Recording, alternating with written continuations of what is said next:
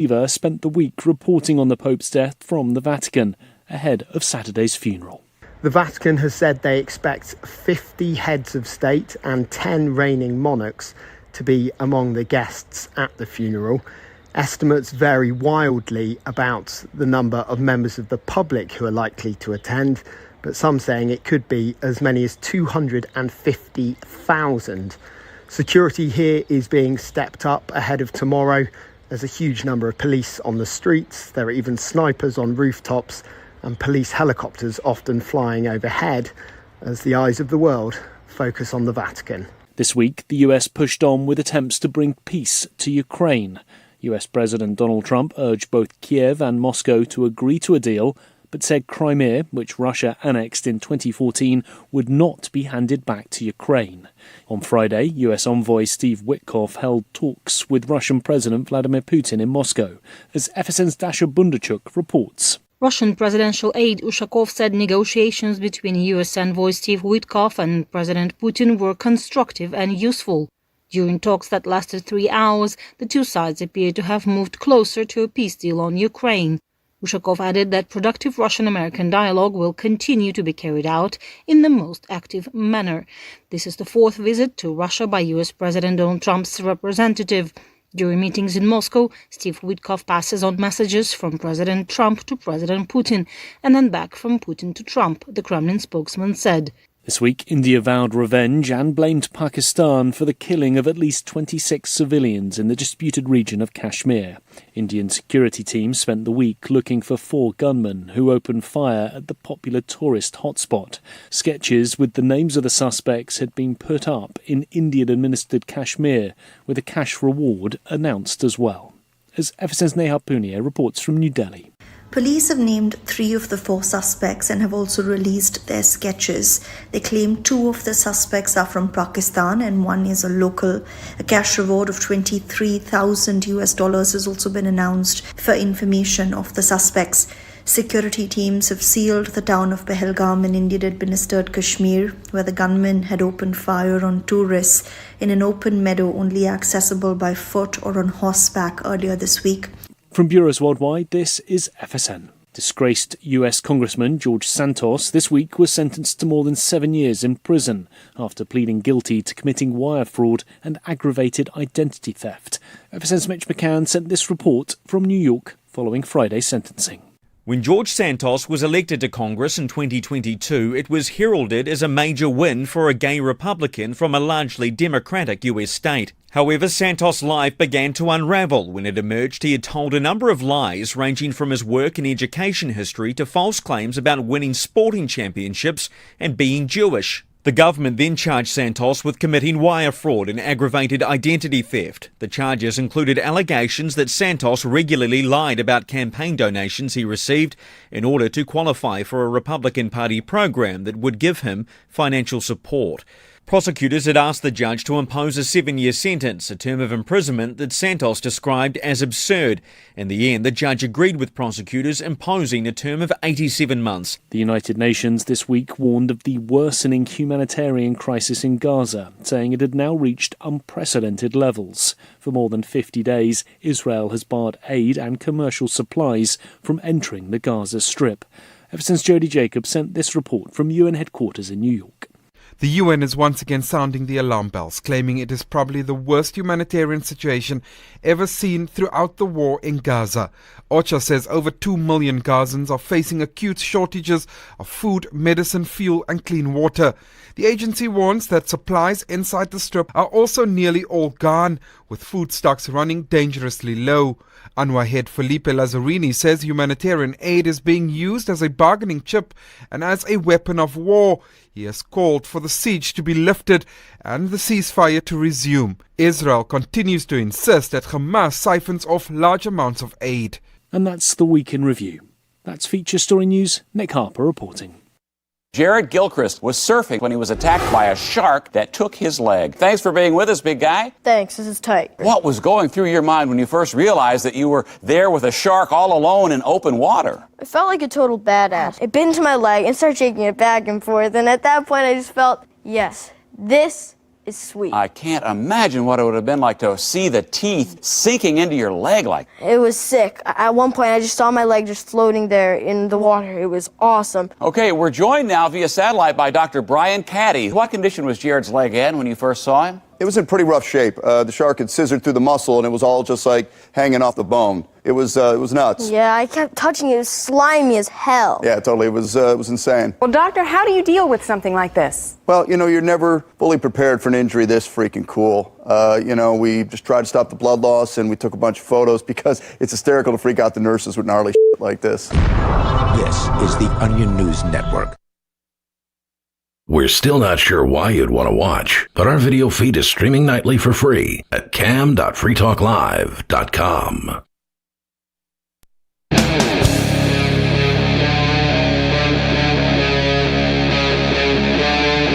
Free Talk Live.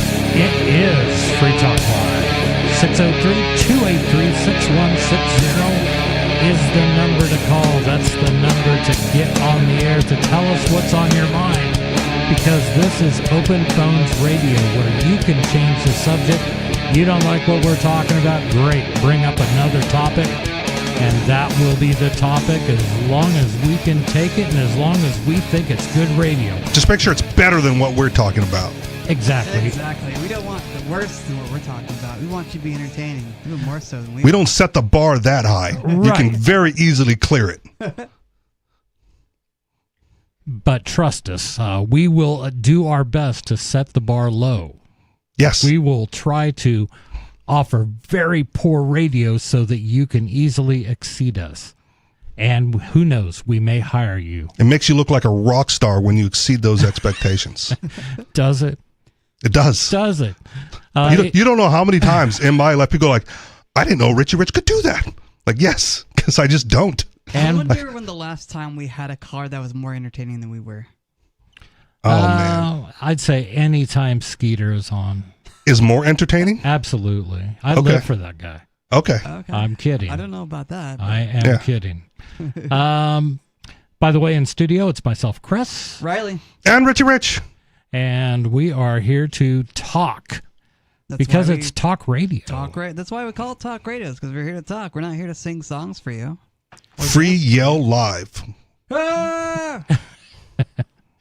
I was sad to say that Virginia Giuffre passed away.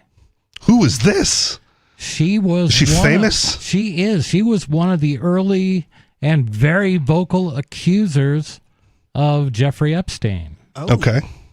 He's very famous, of course, because there's a list named after him. He's the only pedophile that people are mad is dead. Alleged pedophile? Alleged, yes. He's the only alleged pedophile that people are mad is dead. Why would you say alleged, Chris?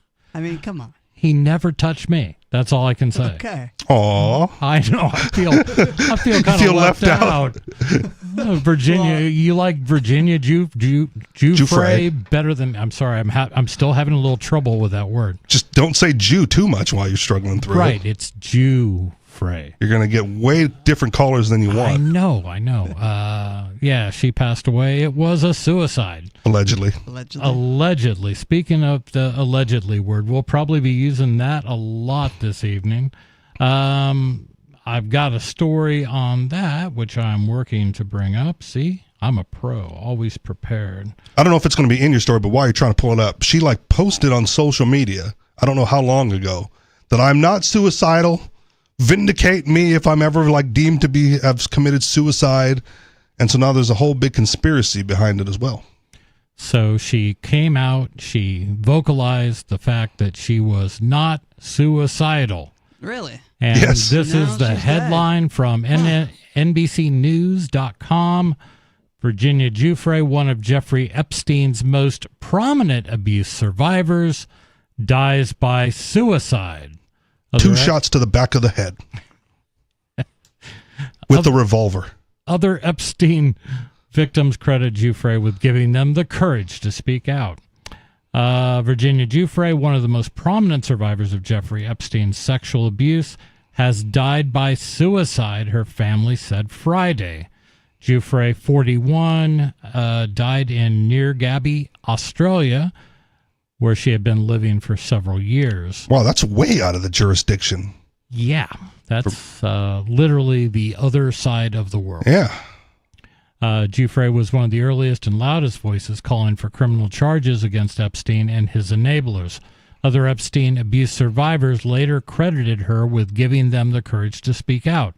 She also provided critical information to law enforcement that contributed to the investigation into and later the conviction of Epstein's associate, Ghislaine Maxwell, as well as other investigations by the U.S. Attorney for the Southern District of New York.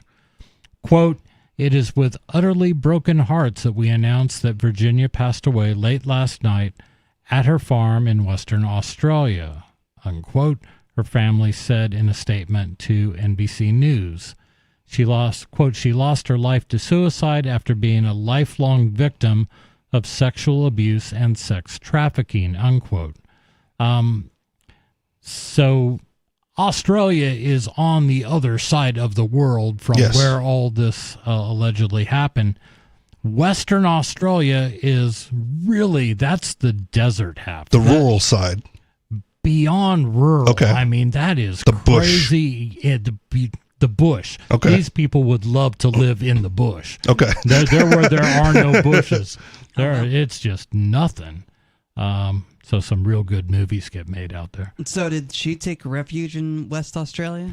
I don't know, or whether that was where she was originally from. I don't know. I'm just saying she was in a pretty remote area. Quote, "Virginia was a fierce fighter in the fight against sexual abuse and sex trafficking.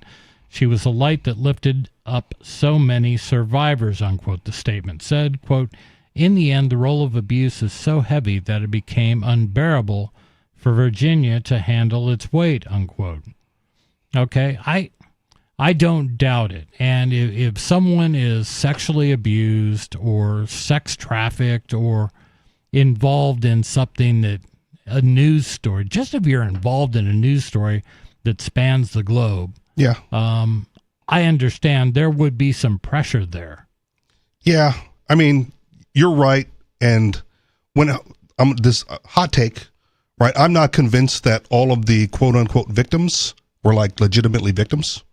They could have just been underage prostitutes. That could happen too. And if you're getting paid and you're there voluntarily, and you're like, it's worth the money. Yeah. Right. Then it's hard to claim being a victim afterwards.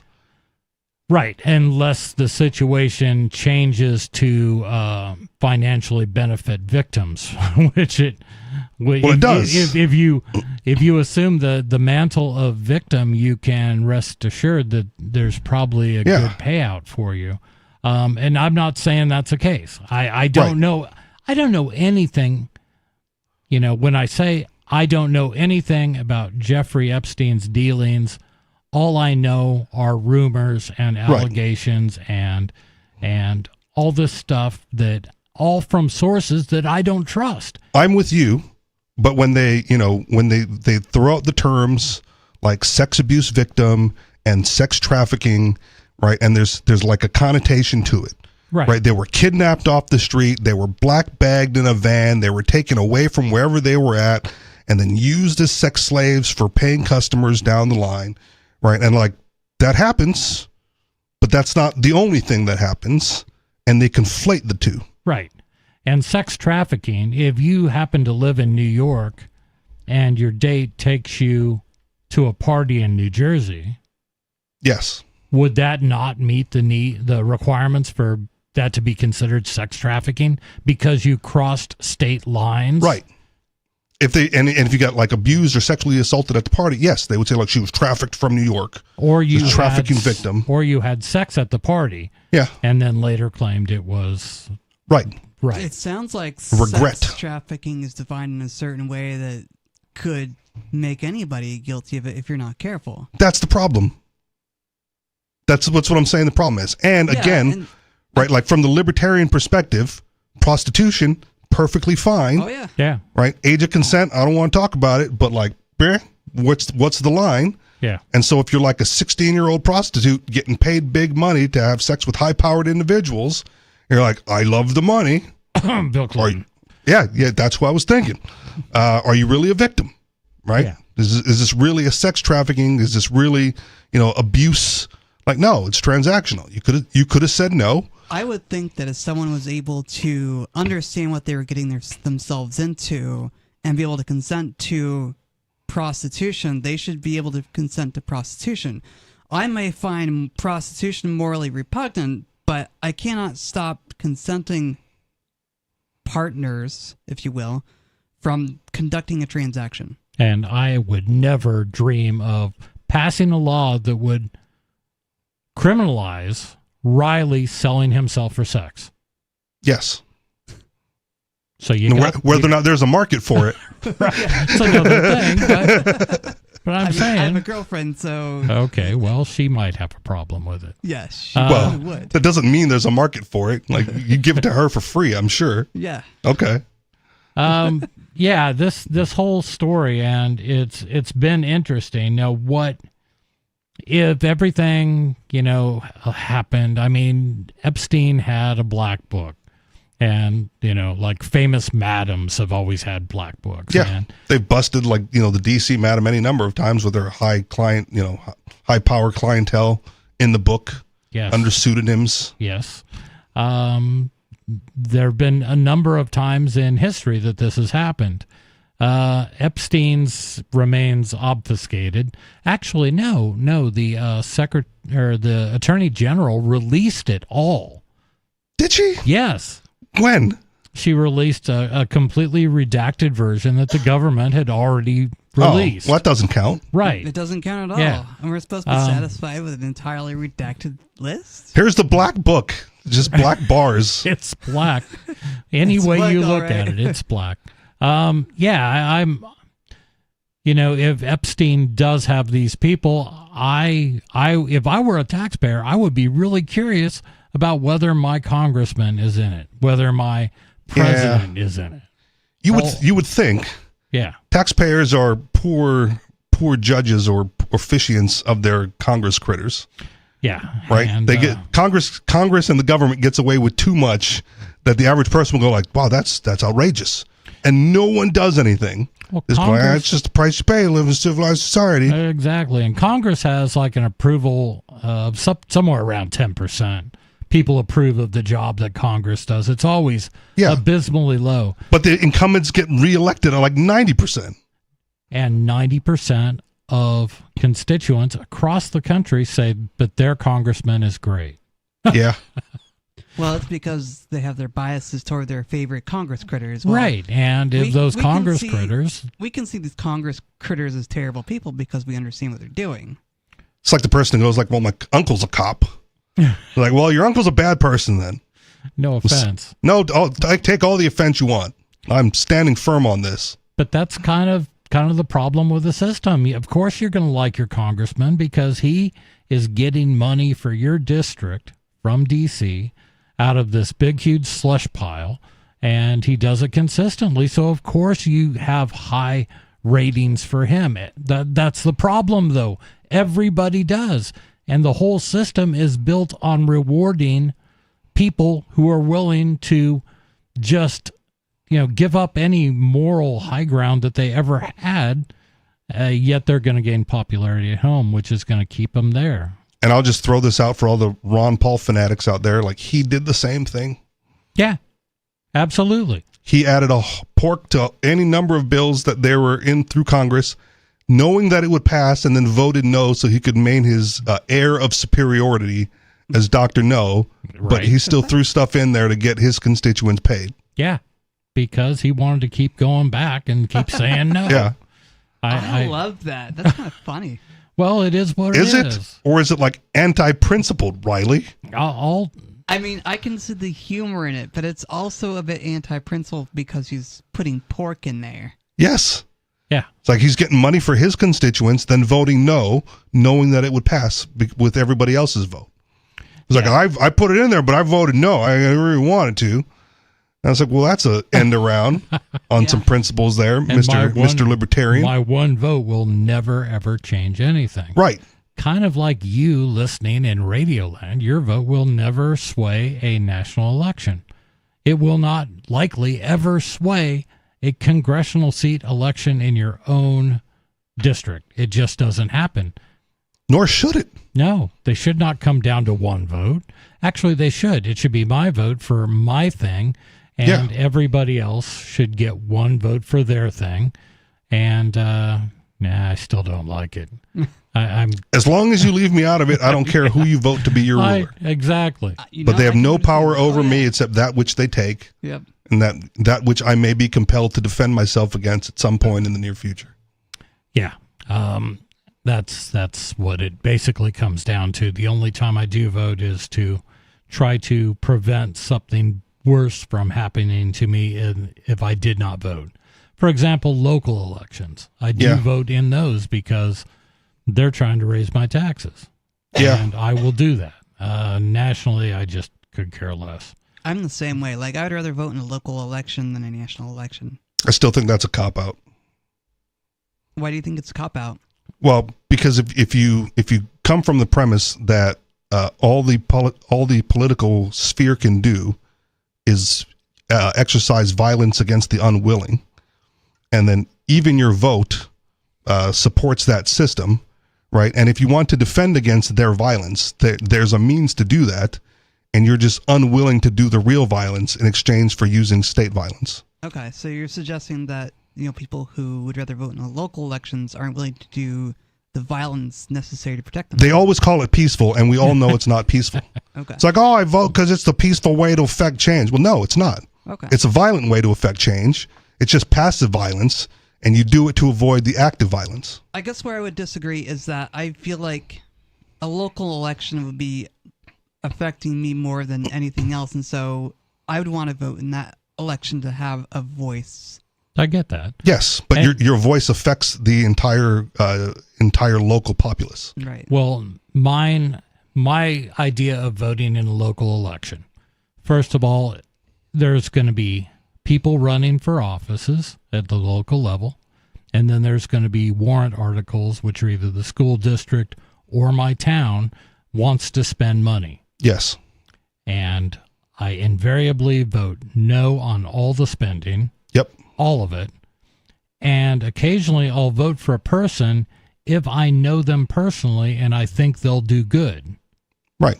That's it. That's fine. But if you don't want them spending your money, right, the passive violent way to do that is to vote accordingly. The active violent way to do that is to not give them the money and defend your property when they come to take it. I understand that. Both are violent and one's a cop-out. Okay. Yeah. But without risking my life, important point to note, for me, I can act locally. I can mess with my guys up around Alstead, New Hampshire, with little or no risk. Now, what I can do is take active part in things like town meetings and school district budget hearings and stuff like that. And everyone not risking their life is how everything remains the same. Exactly. Right? The tree of liberty needs to be refreshed with the blood of patriots and tyrants, not one or the other. I agree. Okay. I agree. I tend to agree too. And so, but I don't really. But patriots are now voting passively to use that violence. Do you see? Let me take this out. Maybe part of this is fixed in my idea that I don't want to do anything with Washington. So as we talk about voting, let's just not talk about that at all, because I honestly pretend they don't exist. Yeah, that's fine. The principle remains the same. It's just now you're just talking about scale. Right. Right. Like I came to New Hampshire for the Free State Project. Right. And I've had conversations early on with local libertarians who said, like, the state is the optimal size for the government. Whereas, like, no, we're like, you're wearing a Rothbard shirt there. You want to reduce it from the feds down to the state, from the state down to the county down to the city down to the individual at some point. Yes. Right. Like that's the goal. And you've got libertarians here in the state going like, well, no, we need the state so that the counties don't act different from county to county. And there's some oversight. That's ridiculous. It is ridiculous, but it's not an uncommon theme amongst local libertarians who want to vote to keep the state around. I agree. But they're like, oh, but Washington is too big. Washington is where we draw the line because they keep the states in order, But we want our state to be independent, but we don't want our counties to be independent, and we don't want our cities to be independent, because that's ridiculous. And we want our state to be so successful that people will flock here and will grow the state, and then we'll have bigger government. No, in the state. Yeah.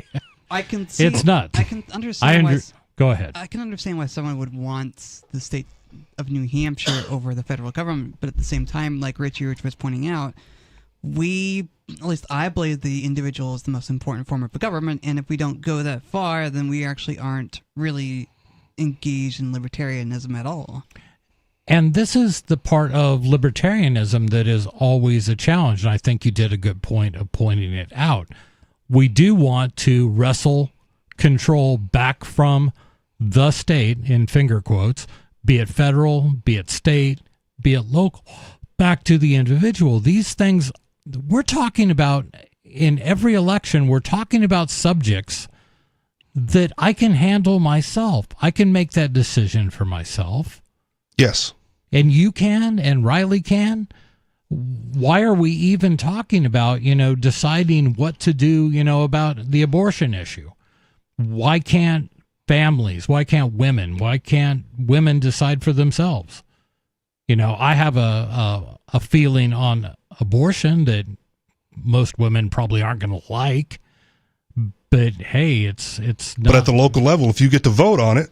No. Okay. I'm saying if at the state level, say New Hampshire just passed a law that said it is the right of the individual to make a choice whether or not to have an abortion. Okay. And it is the right of an individual whether or not to provide health services to people seeking abortion. I would have no problem with that. That would be an act of our state house and the governor actually returning power to the people. That I applaud. Only if you compare it to that action being taken against the federal government, right? Because if you're trying to put it back in the hands of the people, you don't need the state to tell you what you can and cannot do with your service provider. Right. They're already interfering by making that call. Right. The fact that they say you can and you accept that they can say that you can means that if they change their mind, you have to accept the outcome of that too, and then it sways back in the other political direction. Yeah. Right? And they go like, well, now that this, Republicans are in charge, abortion is banned. Yeah. And now, but you've already conceded that they have control over this decision, right? Because you voted, and you're like, well, they voted my way, so I'm happy about it. And if they vote the other way, well, that's the game we're playing. Well, it's all going to swing back the other way. Just wait a couple That's the years. problem. That's what people always say. Trump's a big setback for us liberals, but in a couple of years it'll swing back the other way, and everything will be fine again. Yeah, in 4 years they might be right. But and that's the problem with the pendulum, is it keeps swinging back and forth, and no one does anything about it. Yeah, you have to eliminate the pendulum, man. Don't let it swing. I like that. 603-283-6160. Should we just outlaw pendulums? I'm calling for a pendulum ban here on Free Talk Live. More to come. Look for your call, 203-603-6160. Free Talk Live. Close enough.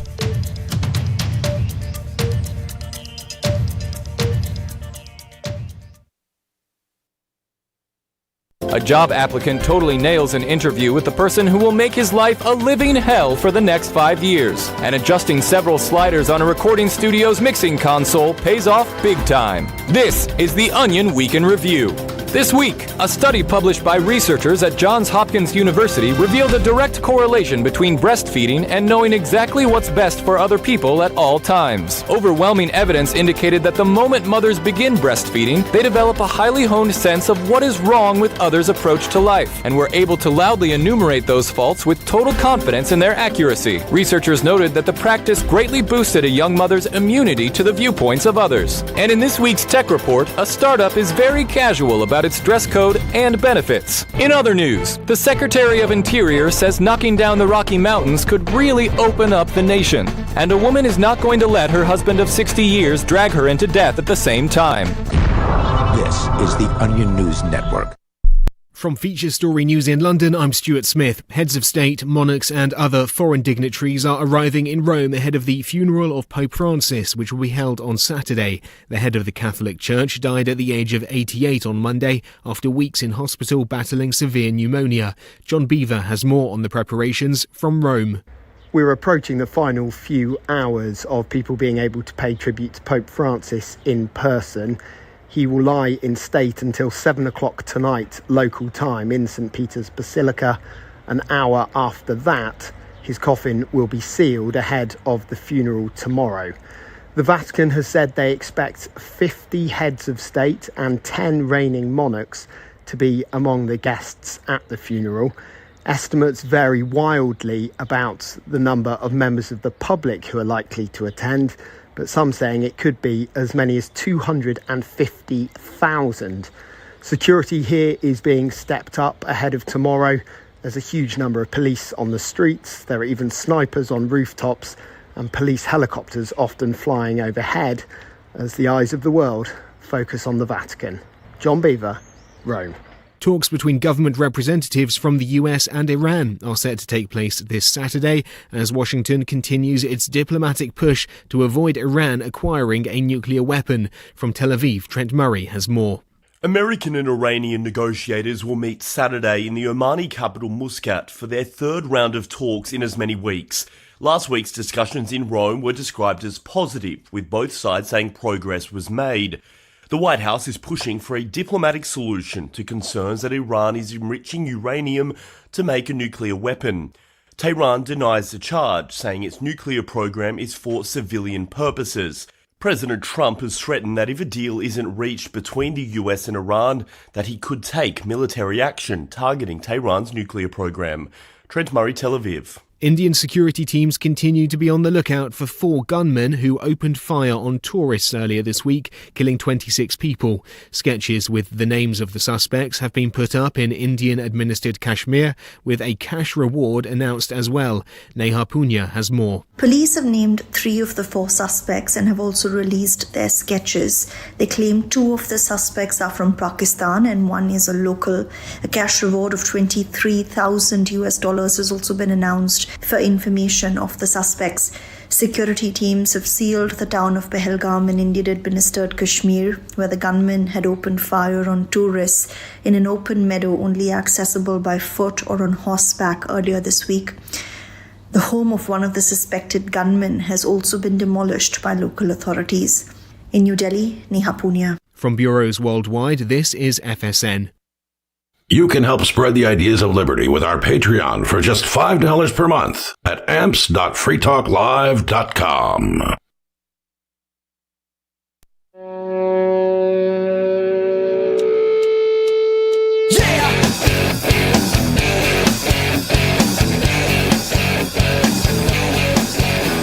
It is Free Talk Live. 603-283-6160. That's 603-283-6160. Not 203. Not 203. What area code is 203? I don't know. I'm thinking 202's DC. Yeah, 202's DC. I don't know. 203 I'll look actually it up. sounds familiar. It might be. Where have you lived? Might be Utah or whatever. No, God, no. Okay. Oregon, South Carolina, Georgia, Maryland, Pennsylvania. So you've got a lot in the Rolodex. New there. Hampshire. Southwest Connecticut. Oh. That's okay. So I have Bridgeport, New Haven, and Stamford. Yeah, I knew it from a text, and we have employees that live down there. So, okay. Close enough. Right. In studio, it's Chris. Riley. And Richie Rich. And we have been talking about Virginia Giuffre. She was an associate, a accuser of Jeffrey Epstein.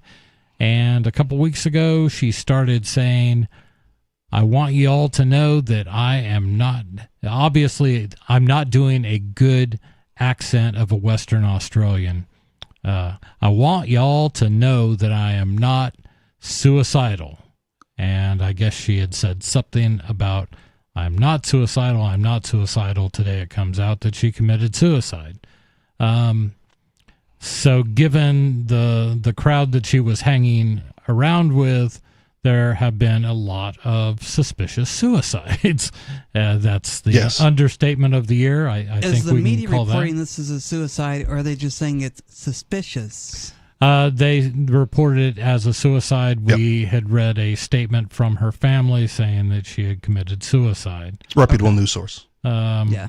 Right. So but all this is being reported by NBC News, right. Which I don't really consider a reputable news source. And then it came out later that she had posted she's not suicidal. Okay. And so that's the conspiracy angle. It's like, oh, no, we got another one. We got another suicide from someone who declared they weren't suicidal. And in Jeffrey Epstein's flight logs, I know Bill Clinton's in there in the flight logs. Okay. So there's a connection to, I think the whole having witnesses suddenly commit suicide really came, it obviously didn't start with, but it certainly came into its own in the Clinton years. Well, okay. It became a thing. Yes. Where it was not able to be dismissed. Right. With all you can only have so many friends of the family that are suicidal. Right. Or so many clients of the Rose Law Firm that Hillary Clinton worked at. Yes. Or people in your administration or involved with the family. It's so bad, it's a joke. Right. Right? And like, I have evidence to indict Hillary Clinton, and boom, you commit suicide shortly thereafter. Yeah. It's really, really a shame. But what I thought was, how do we end up talking about whether or not we should vote locally or state or national? I think that came up. And I was interested in pursuing that because you have very strong feelings on that, Richard. Yeah, well, I don't know what the chain of events in the conversation was, but I don't know anyway. how we got from that to that. It just, conversations go crazy here on FTL sometimes. Free Talk Live's a free show, and so here we go. I would never vote for Riley to have to sell sex to somebody. Yes. Is probably how that derailed. Right, okay. Whether or not there's a market for it. Right. So we had talked about, I guess I was thinking, I make it a point not to vote nationally because it doesn't, my vote isn't going to change anything. Yeah. It's only encouraging the beast that is DC to do what DC does, which is provide nothing positive to me. Right. And I get it. Like, I hear it. It's a common trope amongst libertarians. And my biggest point is that that's not a principled position. That's a utilitarian position. That is right? Utilitarian. Yeah. Absolutely. And I prefer like men of honor and principle and women of honor and principle. So taking it down a level from DC, we look at voting for the state in New Hampshire. Right. For representatives at the state level. And I don't think I'm fully on board with voting for people I don't know or voting for people that are going to do things that, like... Yes.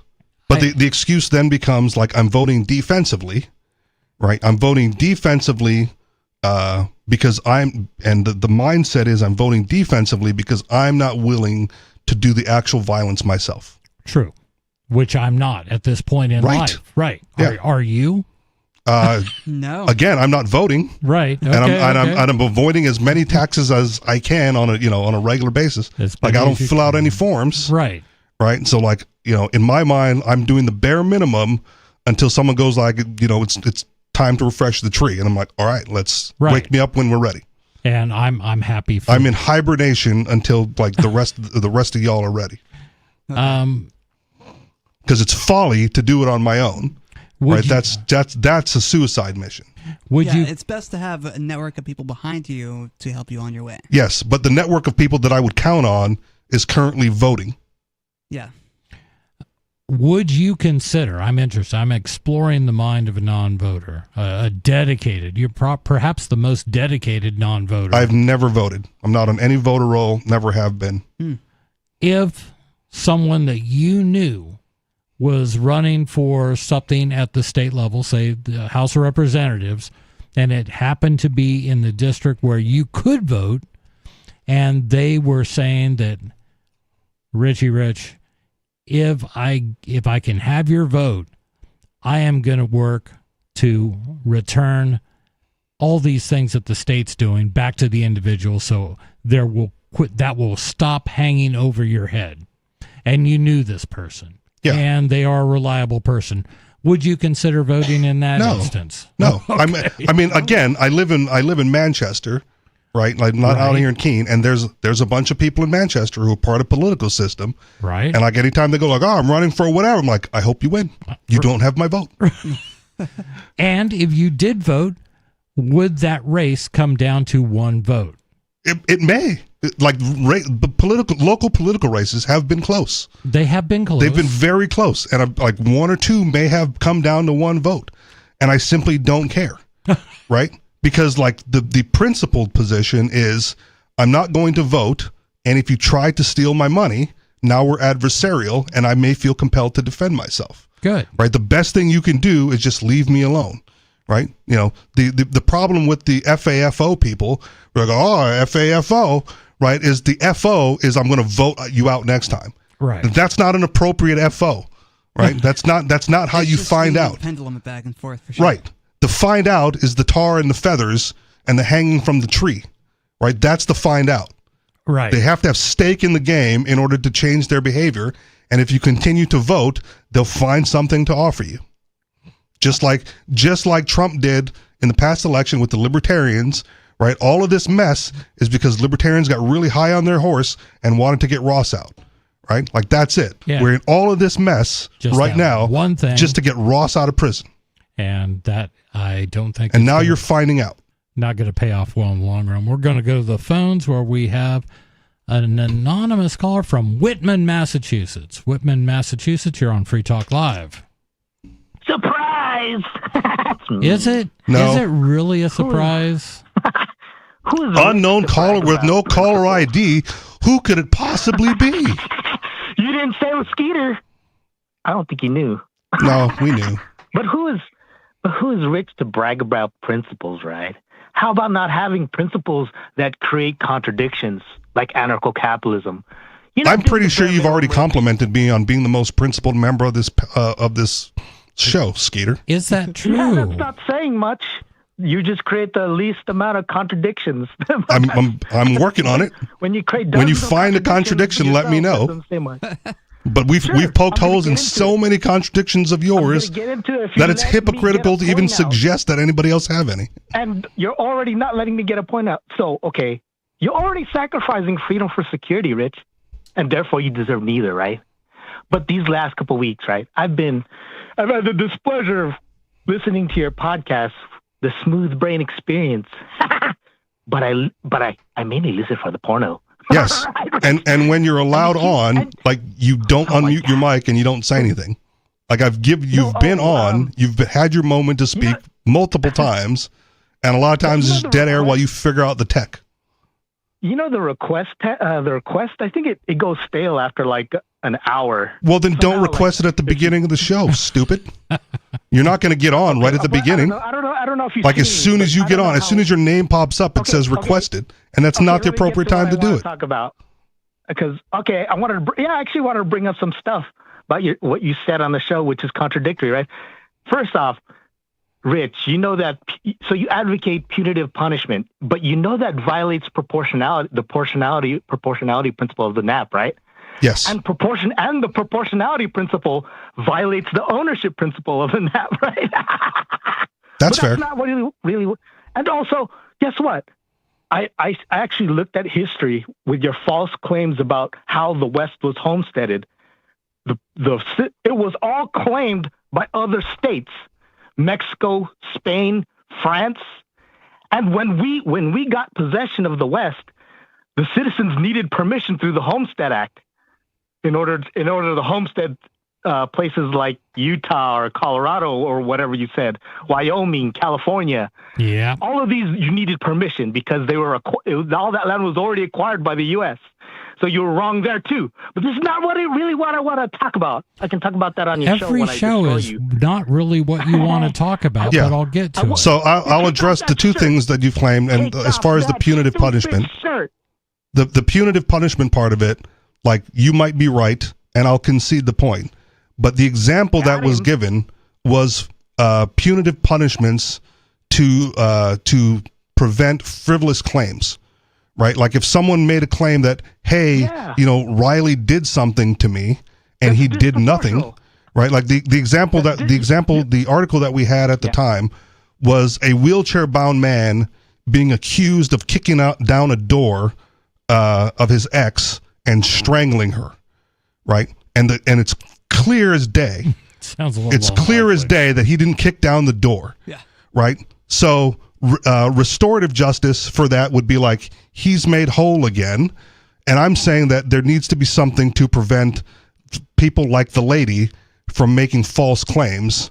And it can't be just restorative because then you make the false claim and then you restore and everything's back to normal. Right. Like I want something preventative as well. Restorative justice. First off, restitution is just a fantasy. It's not a market function. It won't happen in a market. It's an illusion. Okay. You cannot. You're more than welcome to have that opinion. Right. But point being, like I said, if someone was making a bunch of frivolous claims, I want to talk about. If someone is making a bunch of frivolous claims, knowing that the worst thing that can happen is restitution and restoration, I understand, that I'm okay with punitive punishments at that point. It's not punitive punishments across the board for everything. You can adopt that principle and the principle of proportional justice, because you're trying to deter future crime, which they are not necessarily committing. So you're punishing that person, the current criminal, for the future crimes of other people or her that she hasn't committed. No, I just explained it, Skeeter. If someone's continuously making frivolous claims, it may be okay to go beyond restitution. I'm not saying you do it with everybody like on the first offense. Even if the perp has a history of doing the same crime, you cannot punish them for future crimes or the future crimes of other people. It's not a future crime. Disproportional. It's not a future crime. It's the crime. It's the crime of being frivolous with their accusations. Isn't Chris? Let me just ask Chris this: isn't punitive punishment a form of deterrence of future crime? It's not. It has nothing to do with current crime. Well, other than you're trying to project their past history into the future. That's what punitive justice is. It's a deterrence. It's absolutely a deterrence. Chris can answer, but it's absolutely a deterrence. I would agree that it is a deterrence. The intent is a deterrence. You can't even punish. You can't even really. Well, I don't want to get into this. Not really want to talk about. Well, you brought it up. Talk about like Murray. Right. Okay. Start with what you actually want to talk to. I wanted to talk about and finish it. Go ahead. I wanted to talk about the fatal flaw of libertarianism, the founding principle of that fraud on your shirt, Murray and Rothbard. Right. That's the flaw that causes Ancapistan to be unstable. Murray Rothbard. It's the property system, right? Yeah, anyways, he's a plagiarist. He just stole all his ideas, all his victimhood ideas from other people. He stole homesteading and rightful transfer from John Locke, which is the father of democracy. Then he stole the non-aggression principle from Ayn Rand. And he never accredited any of these people. That's amazing. No, he didn't. He actually didn't. Never once. He's a little Jewish weasel. He's a little he didn't. Even if he didn't, if you hold the principle that intellectual property isn't valid, like you're free to steal. Right.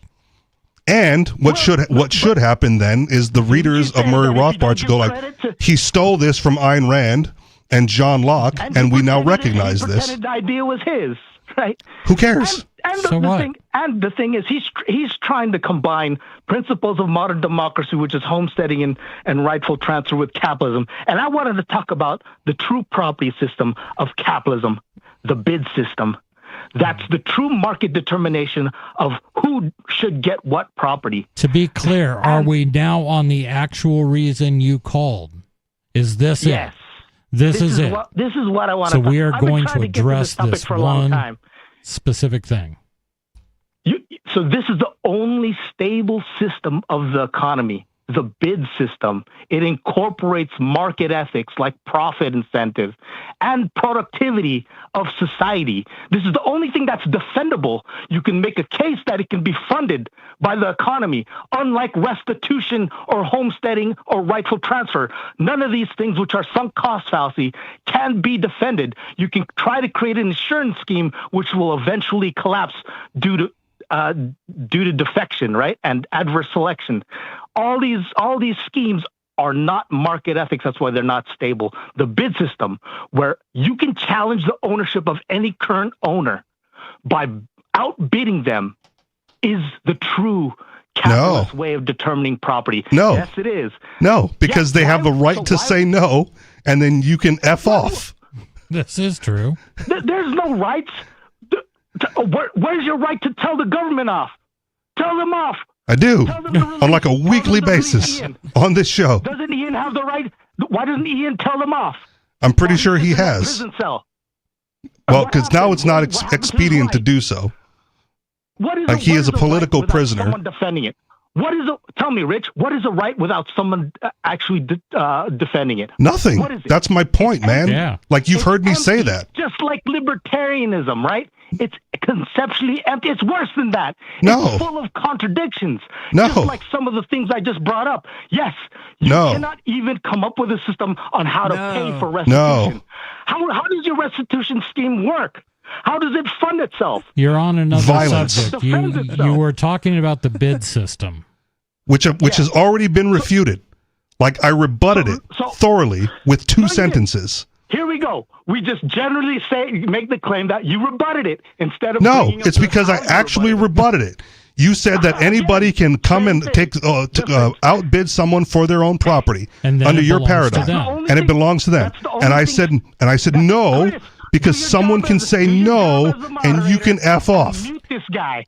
No, people can absolutely control. You can. I've worked at jobs. I've worked at jobs, and we get letters in the mail, right? Like, hey, we noticed you have such and such property.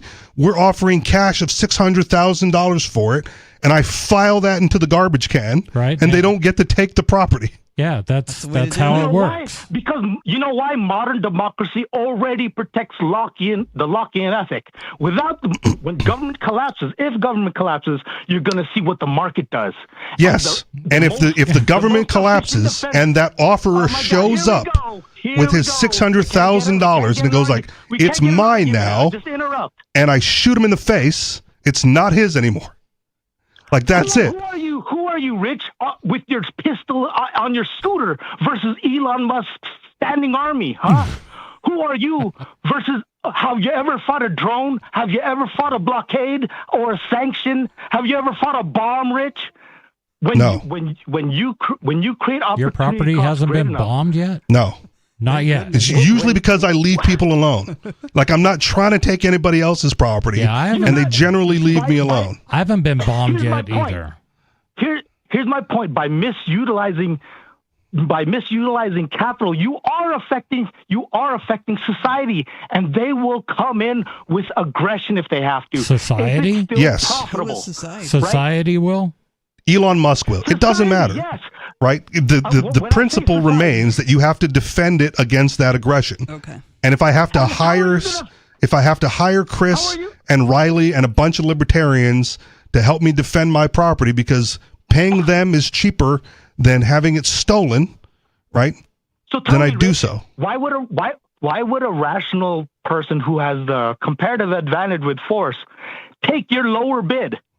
It's not a bid. Because some people it's mine just to begin feel, with.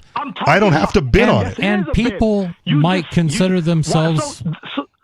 So let's say there's the person with the greatest comparative advantage with Here's force, a new example because I've already rebutted his old one.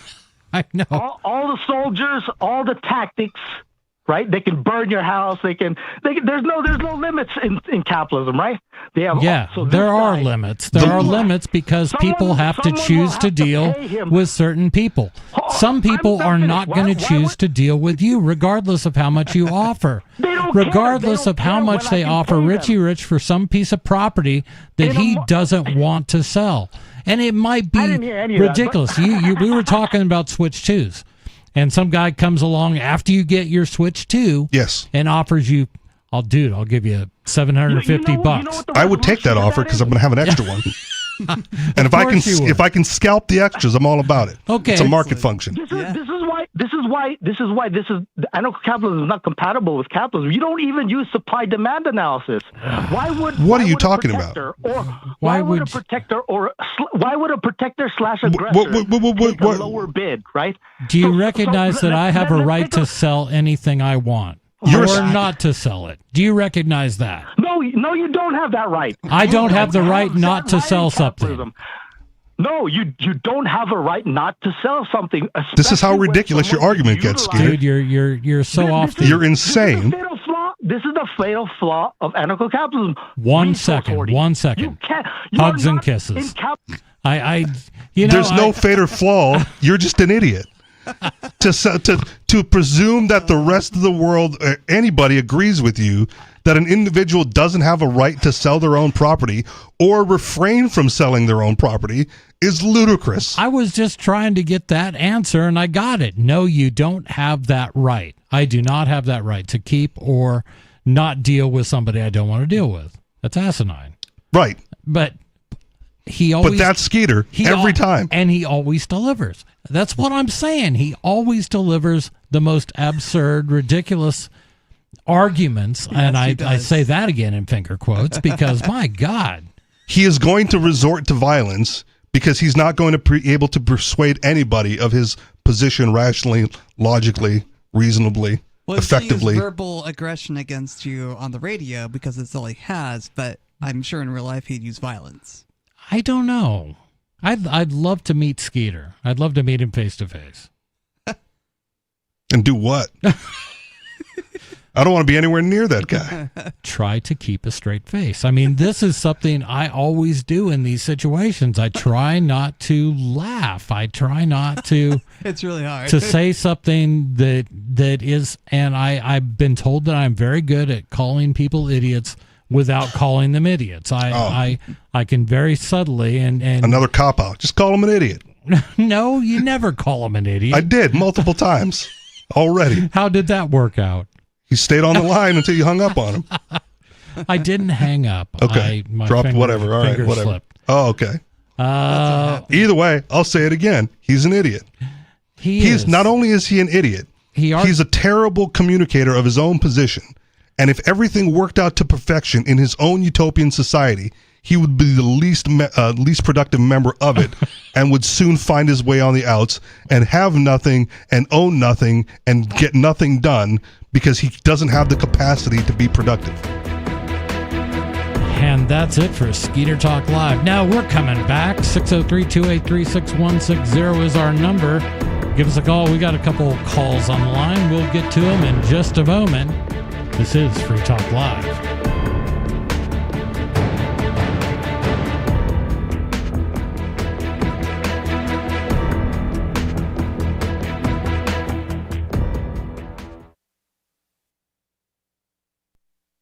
The Shire Free Church offers a sanctuary to those seeking an escape from state churches.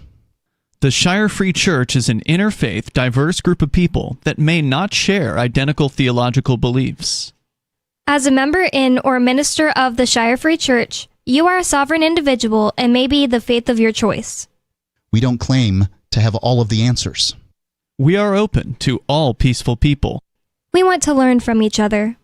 What unifies the Shire Free Church and its diverse members is peace, love, and liberty.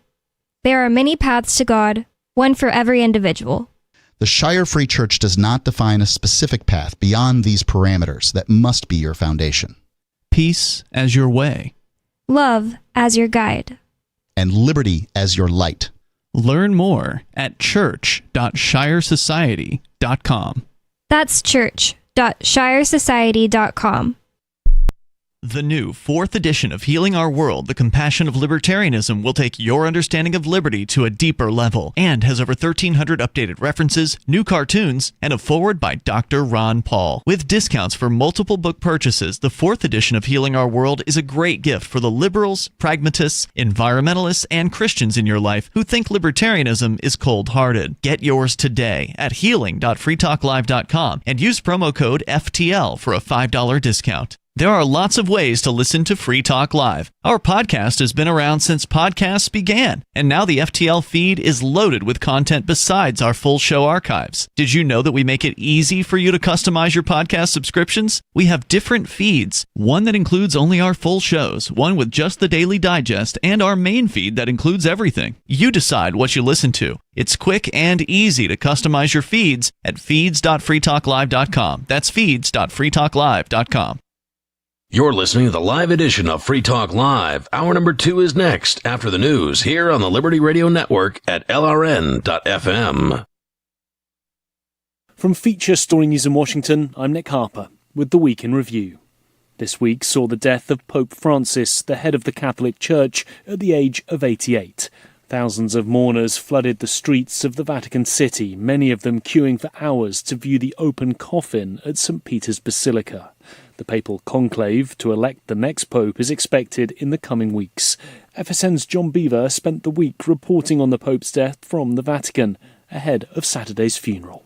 The Vatican has said they expect 50 heads of state and 10 reigning monarchs to be among the guests at the funeral. Estimates vary wildly about the number of members of the public who are likely to attend, but some saying it could be as many as 250,000.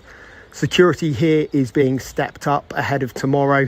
There's a huge number of police on the streets. There are even snipers on rooftops and police helicopters often flying overhead as the eyes of the world focus on the Vatican. This week, the US pushed on with attempts to bring peace to Ukraine.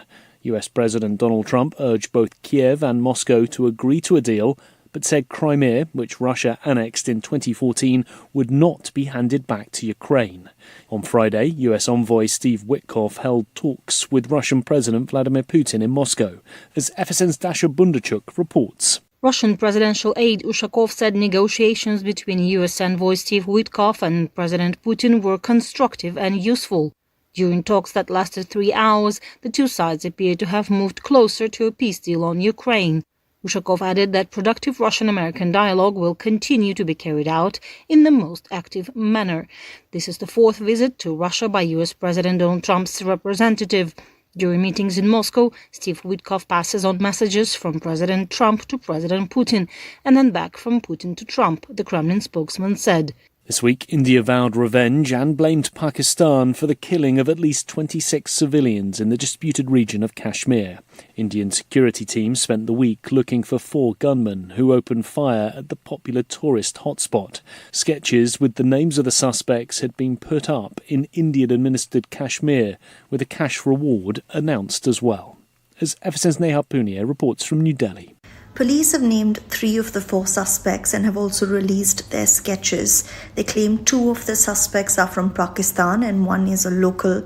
A cash reward of $23,000 has also been announced for information of the suspects.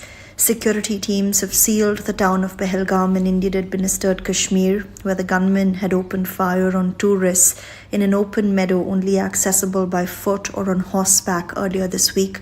From Bureaus Worldwide, this is FSN. Disgraced US Congressman George Santos this week was sentenced to more than 7 years in prison after pleading guilty to committing wire fraud and aggravated identity theft.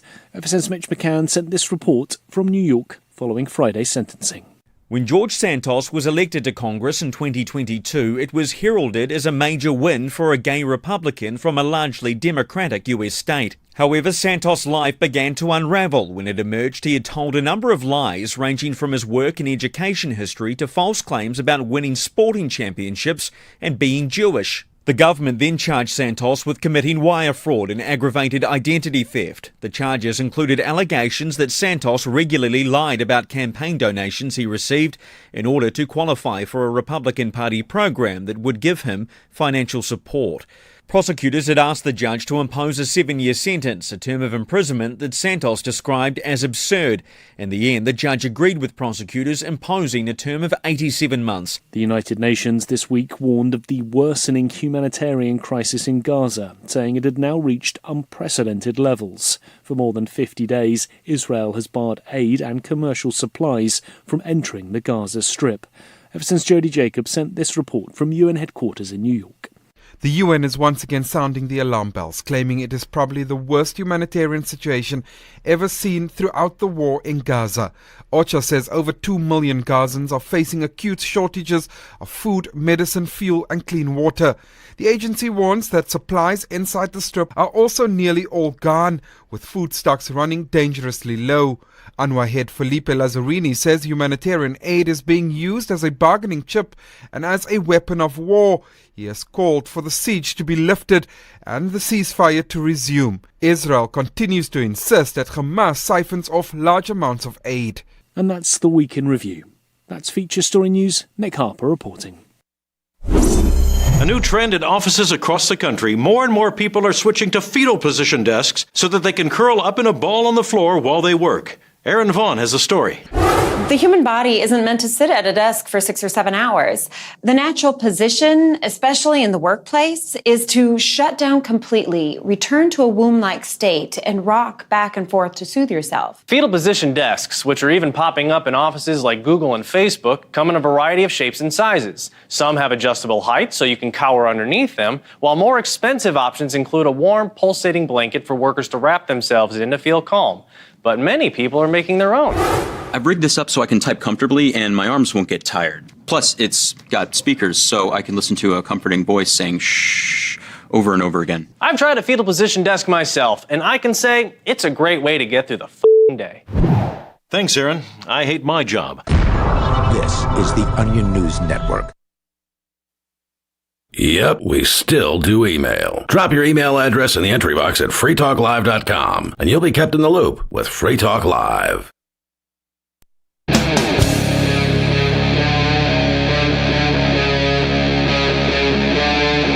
Free Talk Live.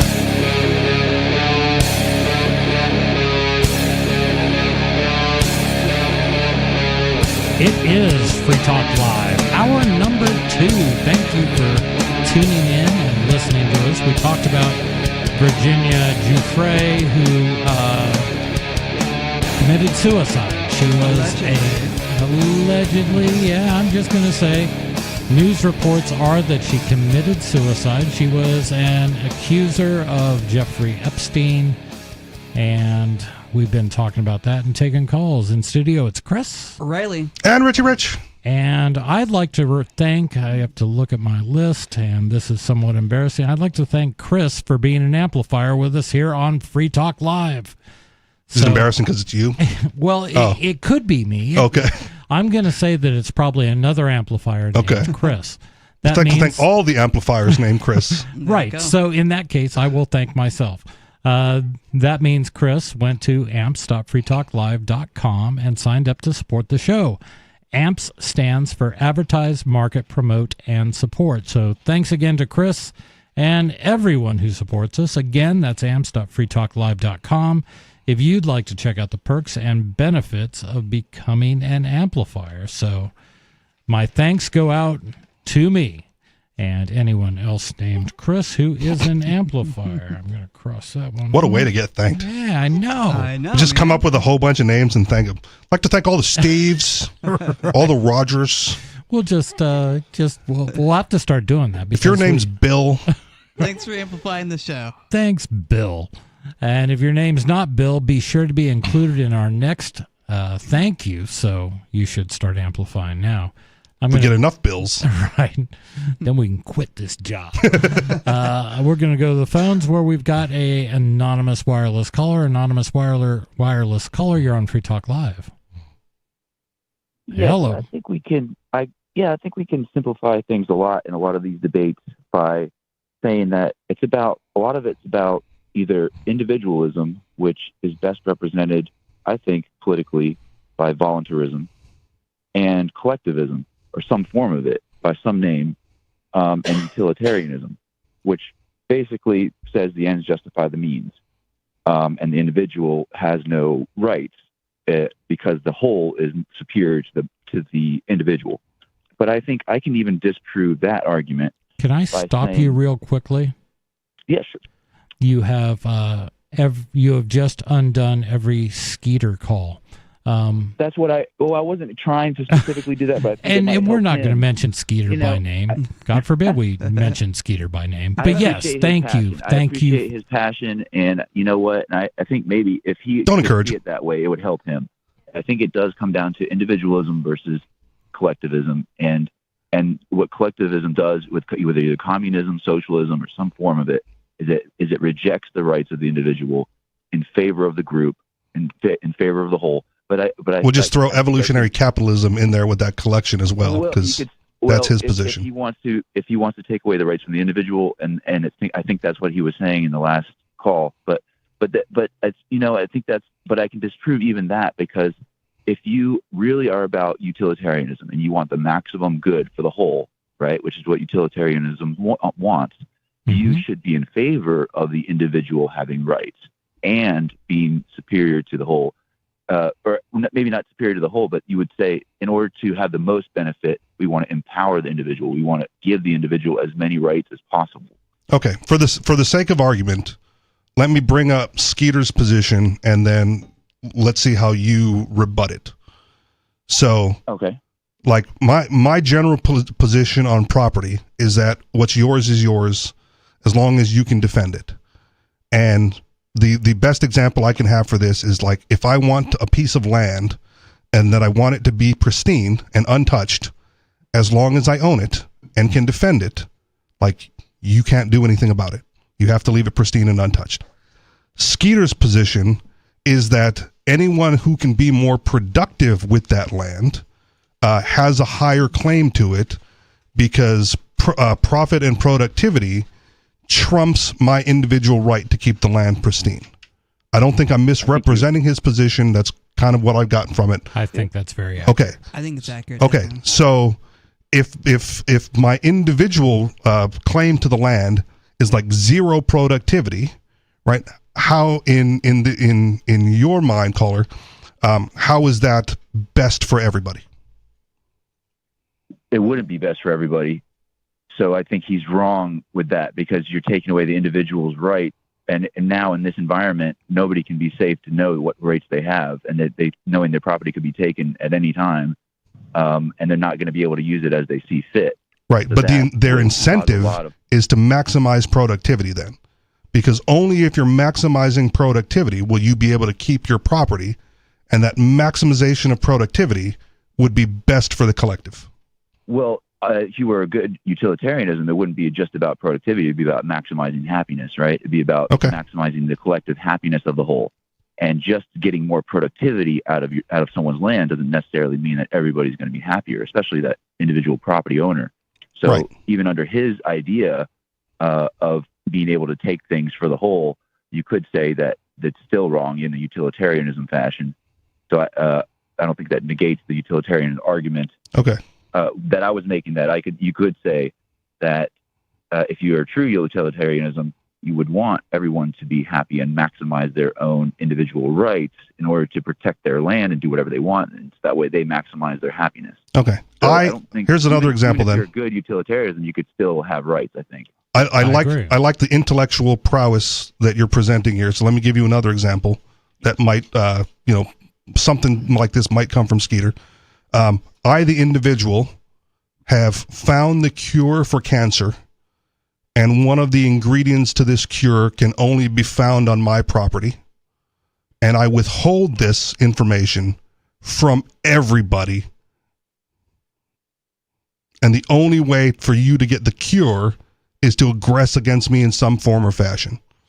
Like, is my individual rights still valid, or is the collective rights of all these cancer victims more valid, that they can now get the cure and I'm withholding it from them? I don't know about these fringe cases. I don't think would ever really happen in reality.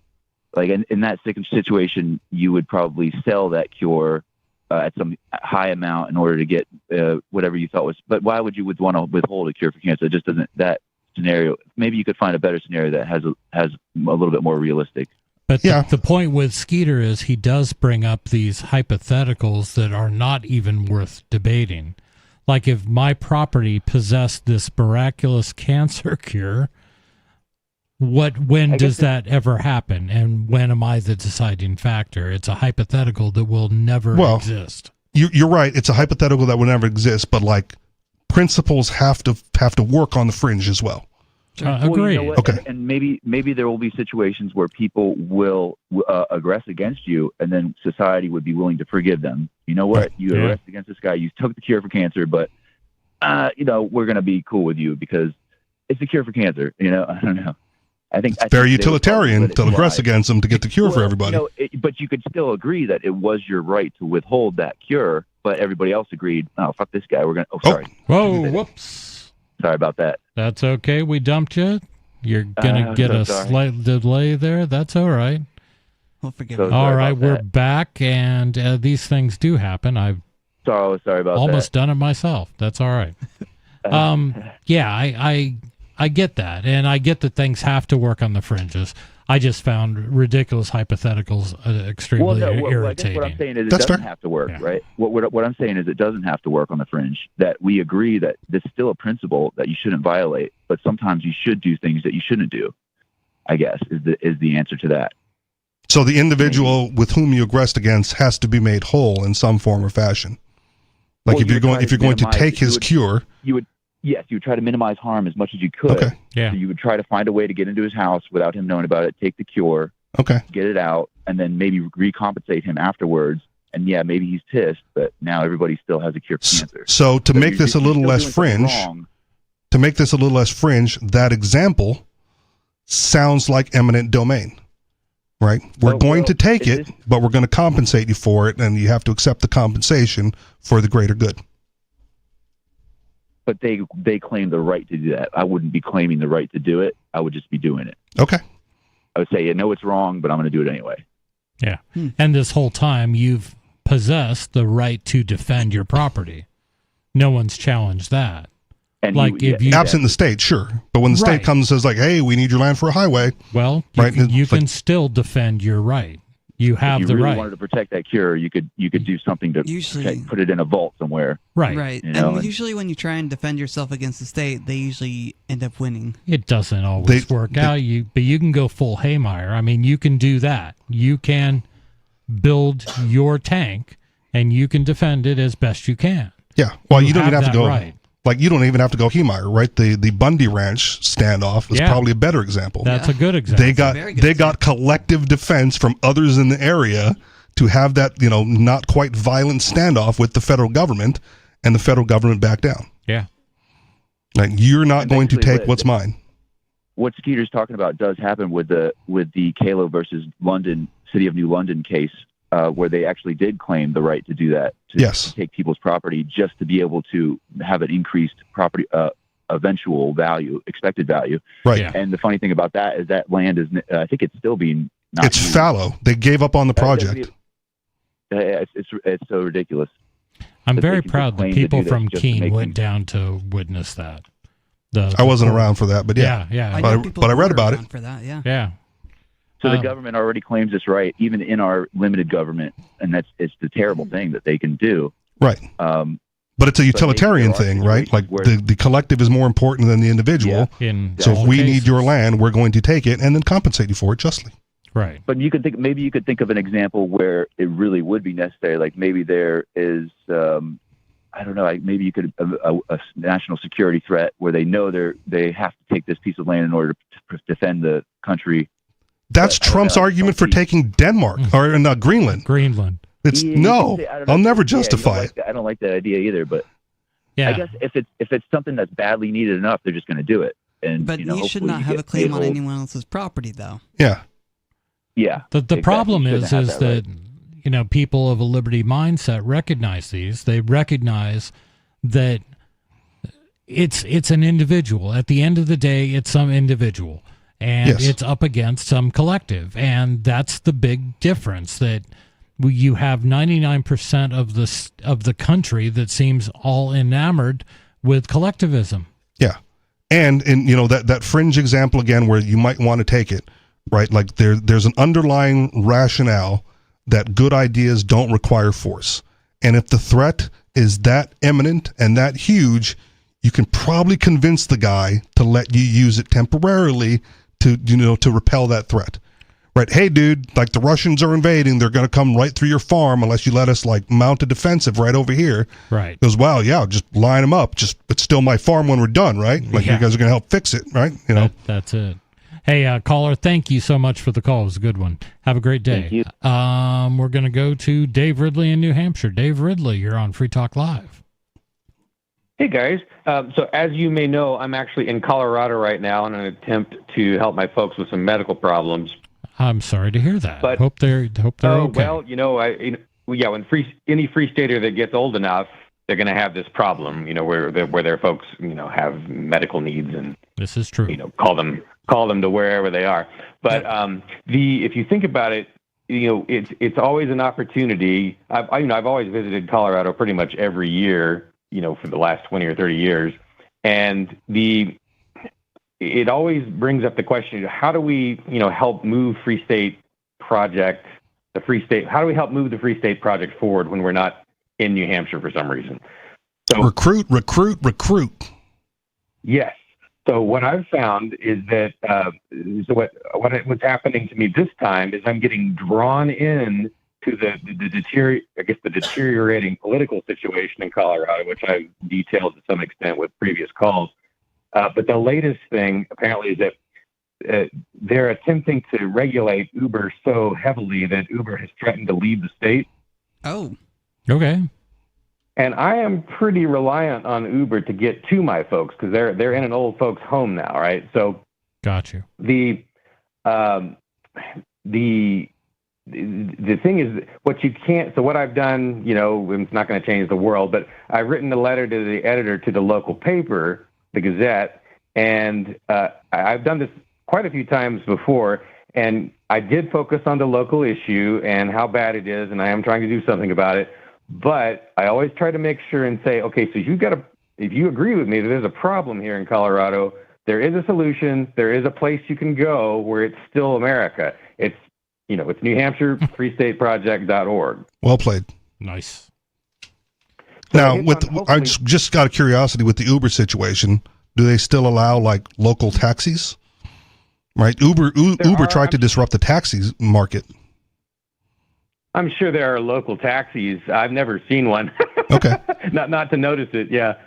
I mean, but you could pull out your phone and call a cab instead of an Uber if you needed a ride to your old folks' house. I think Uber also threatens regulations. I mean, that's the thing that states seem compelled. Like, there's a new service. What do you mean we can't regulate it?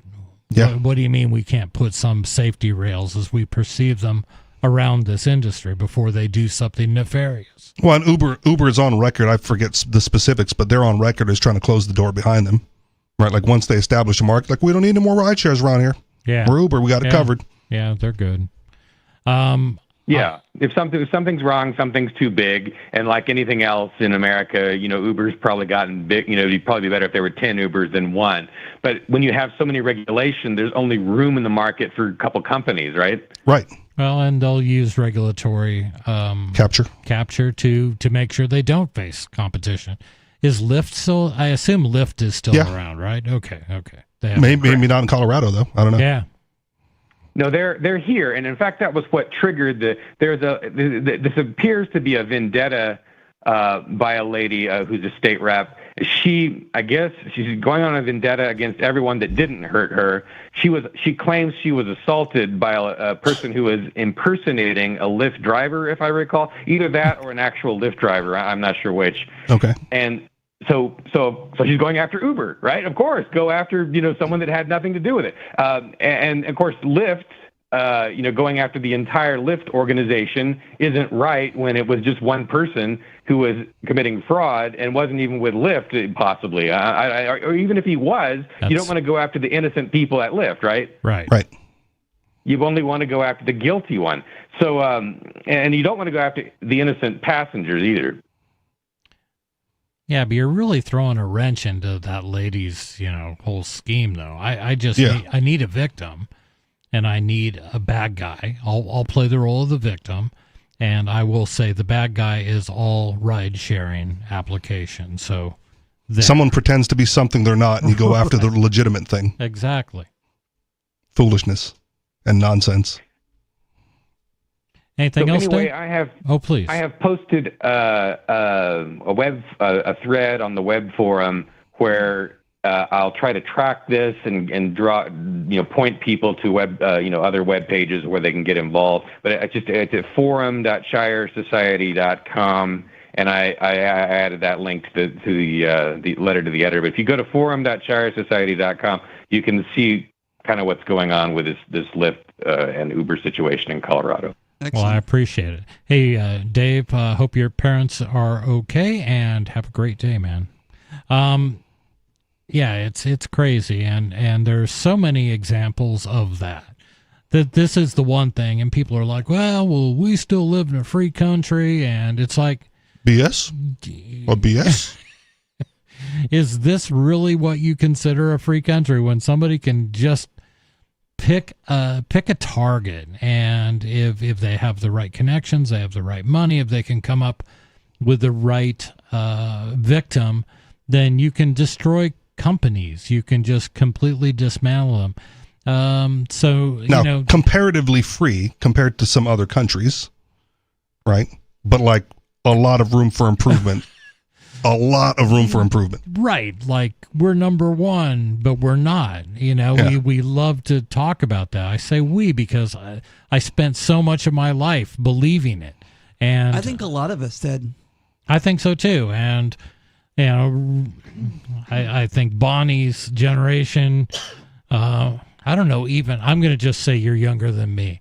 It's fair. But probably your generation, probably grew up with more suspicion than we did. I'm just going to go out on a limb. I feel like I'm an outlier even amongst like the generational thing. Right. I kind of feel the same way because a lot of people in my generation still trust the government. Yeah. They just think that there are some that think they should be more conservative and some that are definitely liberal for sure. I would like, I'll go out on a limb, and if we have listeners in the younger generations, right? My general feeling amongst that collective is that they've got the wrong target, right? They're not mad at the government. They're mad at the corporations. Right. Right. Like, everything is getting expensive and I'm not making enough money. And they don't have the intellectual capacity or the knowledge or the desire to go out and research it to come to the conclusion that it's not the corporations and the businesses that are screwing you, man. Yeah. It's the government controlling the money. Right. And the laws and the rules. And as they dig deeper, as you go further down that rabbit hole, it is corporations paying for the right things to come out of Washington. Yes. There's a lot of money that does drive our oligarchy, and we have that. And right. But they ask the government to fix it. Right. Which you should never do. Right. Just never do that. The corporations are screwing me. Right. Like, hey, government, like regulate the corporations. Right. And not recognizing that they're hand in hand and that the real power is at the government level, not at the corporate level. And if you can get rid of the government power, corporations don't have a leg to stand on in that realm.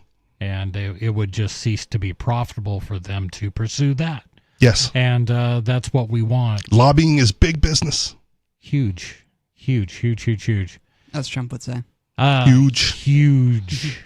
They come to me all the time. They say, like, we'll give you money if you vote in my favor. We're going to give them the best deal ever. A beautiful deal. It's wonderful. Most beautiful deal.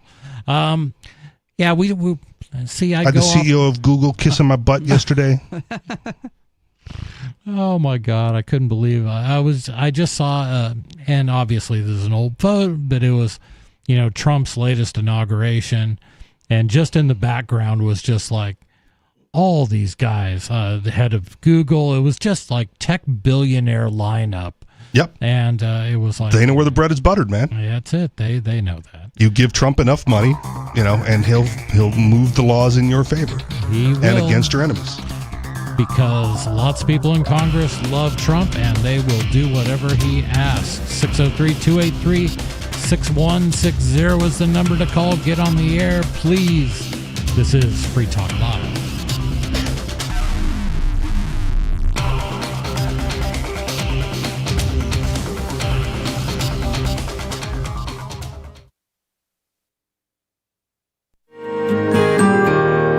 So the protection of life, liberty, and property is what the Free State Project is all about. But it's an effort to move 20,000 people who understand. It's about demonstrating to the entire country that, yeah, we can have a free market, a truly free market. Making it just a freer, great place to live.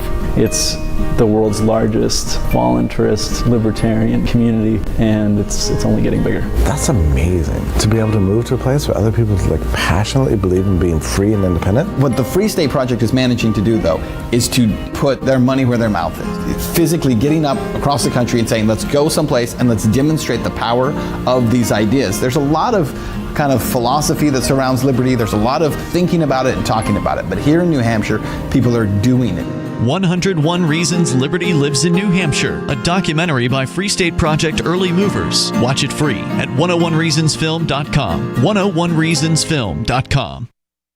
From Feature Story News in London, I'm Stuart Smith. Heads of state, monarchs and other foreign dignitaries are arriving in Rome ahead of the funeral of Pope Francis, which will be held on Saturday. The head of the Catholic Church died at the age of 88 on Monday after weeks in hospital battling severe pneumonia.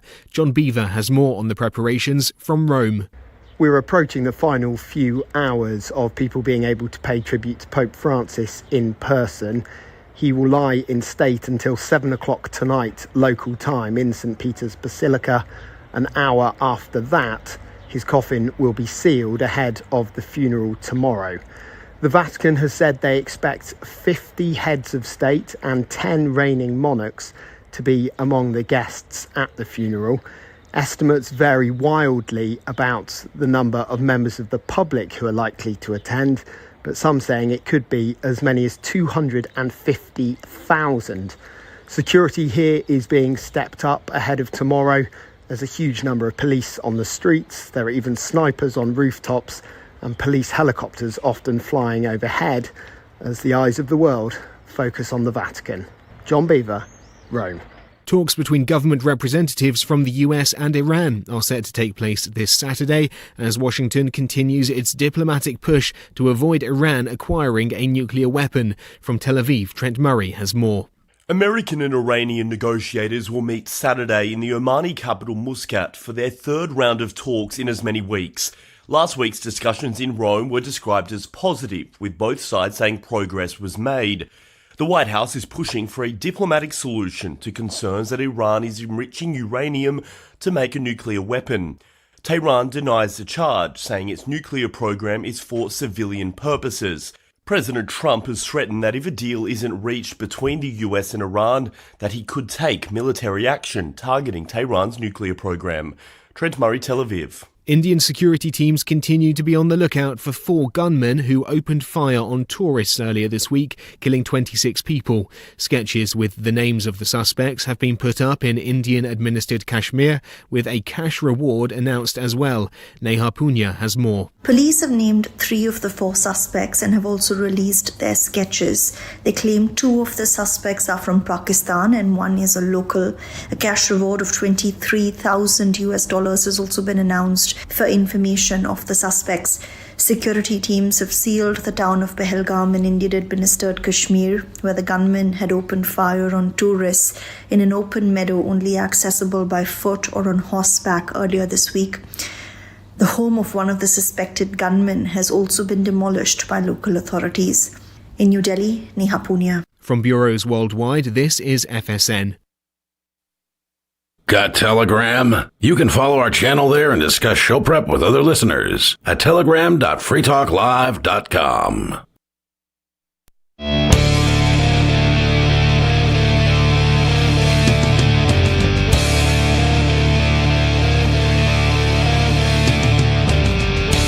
It is Free Talk Live. 603-283-6160 is our number.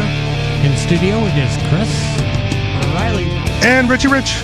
And we have been kind of all over the map like we are wont to do.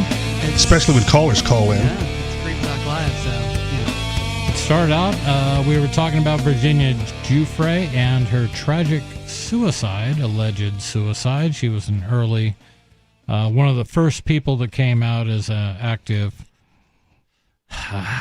it's like maybe whistleblower. I mean, at least someone there with all the accusations against Jeffrey Epstein. Accuser?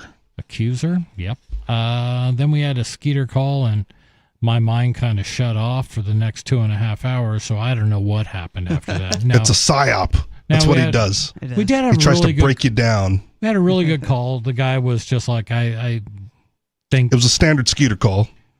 It was a standard Skeeter call. Nothing good about it. It's the same nonsense every week. If you've heard one, you've heard them all. But twice on weekends. Follow-up caller did want to talk about, just talking about individualism versus collectivism and where that's the fight. Where Skeeter stood on that, and I thought he gave a pretty good analysis of that. Ridley called with what's going on in Colorado and ride-sharing programs possibly under attack because, hey, we've got to have somebody to regulate these things, and we can't have companies existing without regulation now, can we? We can't do that. Right now, if you're a libertarian not in New Hampshire, just like buy a jacket and move. Yeah. Right. It's better, and you could be useful here. It's a futile effort almost anywhere else you're at if you're trying to make the change or be the change you want to see in the world in your local jurisdiction. Not happening. That really infuriates some libertarians in other parts of the country, and I've said that same thing. I'm like, well, what are you actually accomplishing? I am being left alone because I'm not stirring up anything. So you're not moving the needle. You're happy, and I'm happy that you're happy wherever you are. But if you really want to try to move the needle, which we all do, away from collectivism towards individual rights and the ability to have a freer life, then I think this is the one place you might want to consider. But if you're happy, if you're being left alone wherever you're at, and like they're not bothering you, like fine, fantastic, stay. Right. You've solved the problem, man. At least for you. I don't believe it, but you've solved it. Right. But you do, and I guess that's important too. Yeah. Going to go to the phones where we've got David in New Mexico. David, you're on Free Talk Live. Arrgh. Arr. Dude, I'm glad you talk pirate. Arr. Is it Talk Like a Pirate Day? Man, every day is Talk Like a Pirate Day. And there's a G in R. It's not R, it's R. What do you call a pedophile pirate, Dave? I don't think there are any pedophile pirates. I think they all just like wenches with like big boobies. No, it's R. Kelly. Oh, there you go. Yeah, that's him. Nicely done. Yeah, I did a with an eye patch. That really pisses me off. What pisses you off? Oh, that was my attempt at an R. Kelly joke. Wasn't he involved in some urination scandal too? So there you go. On a minor. That's why it's also a pedophile thing. Yeah, it came full circle. Yep. All right, David, what did you call us about? Aren't they like you minors? I see them at the saloon all the time. Aren't they like old enough to take care of themselves? We don't need to be worrying about them and R. Kelly. Different kind of minor. All covered with coal dust and But in libertarian utopia, if she consented, who's to say he was in the wrong? Right. Hey, Riley. Yes. What is Bonnie's new hair color there? That's a good question. What makes you think I would know? Well, you played. Can smell things, right? That it's got to have a distinct smell from other hair colors. So which color is this one? I'd say it's brown. He's saying sort of like butterscotch. Smells like butterscotch brown. Sure, if you want butterscotch to call it that. brown. Yeah, that I can buy that, but it's not. I don't buy brown. Okay. It's the webcam problem then. It's probably not butterscotch brown. That sounds like something that you'd encounter on the farm in the barn with a sick calf. More like butterscotch brunette. Okay. Tree bark brown. I know she did get her hair done, and it looks nice. I'm just not a person who is really in tune with latest hair colors. I'm not either. It's a variation of black, brown, dark brown. I have no idea. Okay. Lame. Ask her what color. I bet it is tree bark brunette because all the earth muffins in New Hampshire. That sounds like a very appropriate Just send her an email. Like, why are we going to ask? Why are we going to find out for you? Ask her, why do you make me go to extra work? Because this is a problem you have. I don't care what color Bonnie's hair is. Or what it smells like. Nor do I feel compelled to ask her. I just don't care. Maybe more interesting than something else you might be talking about, Richie Rich. Hashtag doubt it. Hashtag doubt it. All right, the purpose of your call. So the lamest calls ever. No. Well, whatever. Nobody cares what Richie Rich thinks. That may be true. I care what you think. You want to sell your Appreciate state, that. right? But now we're getting to the point what I'm actually calling about. Pulling the skeeter now. Yeah, see, I already beat you to it there, fat boy. So, who are you talking to? Me. Well, both of come you. on. Both of us. Everybody but Riley and Bonnie. Okay. So, all right. Okay, so you guys, you guys are talking about, you were just doing it in this program. You're selling your state, right? Yes. Okay. You want people to move? You want people to actually move there? If they want, if they're actually going to be active, if they're going to come here. And all the hemming and hawing and nothing. Bonnie says dark brown. There you go. Do you want people to move there or not? It we depends want a on the certain person. type of person to move here. Oh, so what Richie's what Fat Boy is trying to say is he doesn't want me to move there. I don't. I do not. Right. Very good. Okay, so good. Okay, that's settled. I won't move there then. I'm glad I have that much control. Are you happy now, Fat Boy? Am I happy that you're not going to move here? Yeah. Maybe a degree or two more than I was a minute ago. Oh, well, good. So how about everybody else? Y'all happy too that Fat Boy convinced me not to move to New Hampshire? If you want to move to New Hampshire, I'm not stopping you. I'm not stopping you either. If that's all it took, your position is weak. Yeah, your position. No. You were looking for an excuse not to, and then now it's my responsibility. Who wants to live where there are people that are nothing but negative? Okay. Boy, you are going full Skeeter. Are you saying that I'm negative? Well, I don't even have to say it. You just are, dude. Okay. I started out. Let me go back to what started this. I simply asked, you guys want people to move there, right? We said yes. No, we caveated. We want a certain type of people to move here. I don't. Okay. So generally when people do that in a conversation directly with another person, what they're saying, when they're not man enough to say it directly, hey, Dave, I don't like you. Don't move here. I don't want you around me. When they're not man enough to say that. If that's what you want, hey, Dave, I don't like you. I don't want you to move here. Well, wow, very original. Where have I heard that before? You if you were a real man, you would have done it on your own. So let's go back to the beginning. I didn't think I needed to because I didn't think your question was about you. Right? Like you asked if we wanted people, the general people to move here, and the answer is yes and no. Can you help the cause of everybody involved and just shut up for this conversation? No. Man, this is I get paid to talk. There's a Joe Walsh song about you, Richie. I don't know who Joe Walsh is. Well, your loss, not his. Could not shut up. He could not shut up. Okay, Dave, are you moving? Are you still thinking about moving to New Hampshire? Yes or no? I'm trying to get there, but so far we got one person who doesn't want me to move there. If that's all it takes, I'm happy to be the guy. So if you do move, so you got. There's how many of you are in the room, and one of them is an a-hole that I wouldn't want to be around. How about the other two of you? We're selling New Hampshire. We here. have three. We're selling New Hampshire for people we want to be here. Oh, so you own the whole damn state, do you, fat boy? No, but I can advocate for whatever I want. And we can advocate for what we want. I want liberty-minded individualists to move to New Hampshire. I don't want collectivist a-holes to move to New Hampshire. So if I can convince a collectivist a-hole not to move just by going dude, I don't like you and I don't want you here. Now I'm a collectivist a-hole. You said it, not me. I'm talking about general people that I don't want here.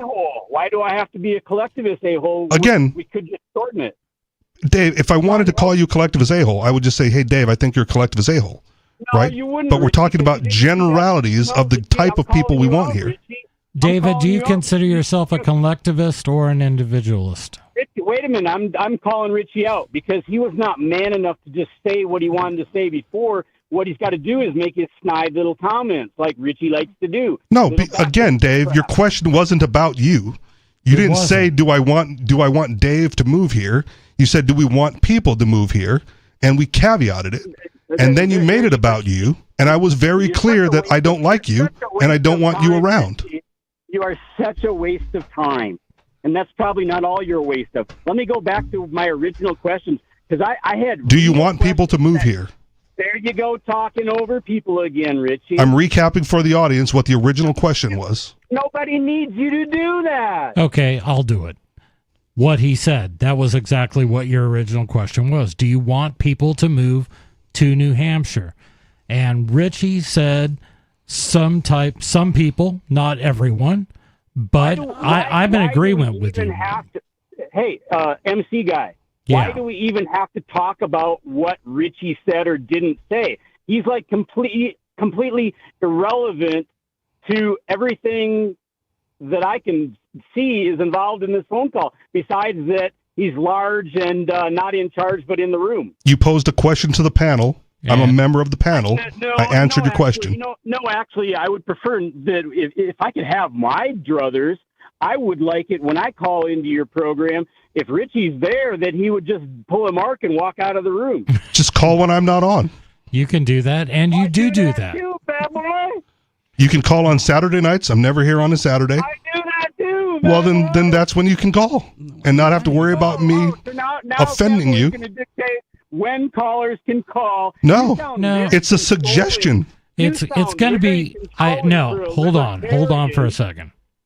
I'm going to mute for a second, and Dave, in the long and the short of it is, this is not good radio when you just call and argue with Richie. I don't know about that. Me arguing with anybody is like the best time ever. Hello? Yes. I'm trying to get some information. So the information you want is, do we want people to move to New Hampshire? I would encourage anybody who believes in the principles of liberty and feels like they have something to contribute and they want to be surrounded by other people that share those same ideas, the love of liberty, absolutely move. If you are a hardcore Democrat, Republican, political animal, please stay where you're at. If you're a collectivist, please stay where you're at. We want you're not gonna be happy in New Hampshire. We want people who love the values of libertarianism here. So that's my answer to your question. Okay. And now, surrounded by other people, so you do or do not want people to move to your state that just want to be left alone and be free? They're free to do that. There's no border check. If they want to be collectivists and they want to move, that's fine. But I'm not going to go out on a limb to try to encourage more collectivists to move. I will encourage more individuals to move. Mr. MC gets an F on this test because the test question was, and it had nothing to do with collectivism. All the test question was do you or do you not want people to move there that want to be absolutely positively free, but not have to be surrounded or be around other people, but just enjoy solitude and quiet and nature? And do you or do you not want those people to move to New Hampshire? Would I encourage somebody that's all they wanted and just be left alone and not? Are you? Would I personally? That's fine with me. I don't care. Am I actively going to spend my evenings on a radio show trying to talk about the virtues of living in what may be the freest state in the United States? Absolutely. Yeah, absolutely. Not maybe. The studies have shown more often than not this is the one. Yeah.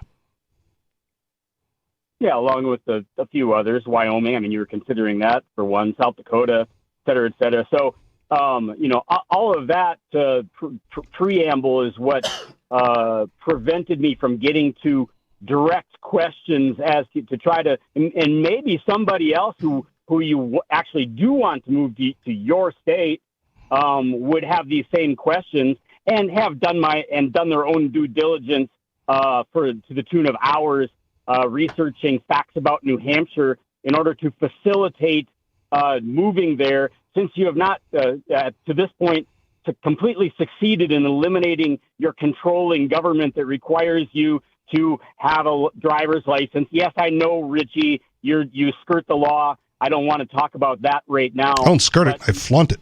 I just drive without a license. I don't care what word you use. You can use any damn word you want. Thank you. I don't want Appreciate the permission. What I'm talking about is people. You want people to move there, and they got to do things when they change their residence, because you haven't eliminated the requirement to declare and change and have a legal residence and a driver's license. I have done none of that. I'm not done with my list yet, fat boy. But I've still done none of that. I showed up and signed a lease for an apartment, and that was the extent of the paperwork. Fat boy. Okay. So, and register their Dude, vehicle. come on. Oh, and then get it. What?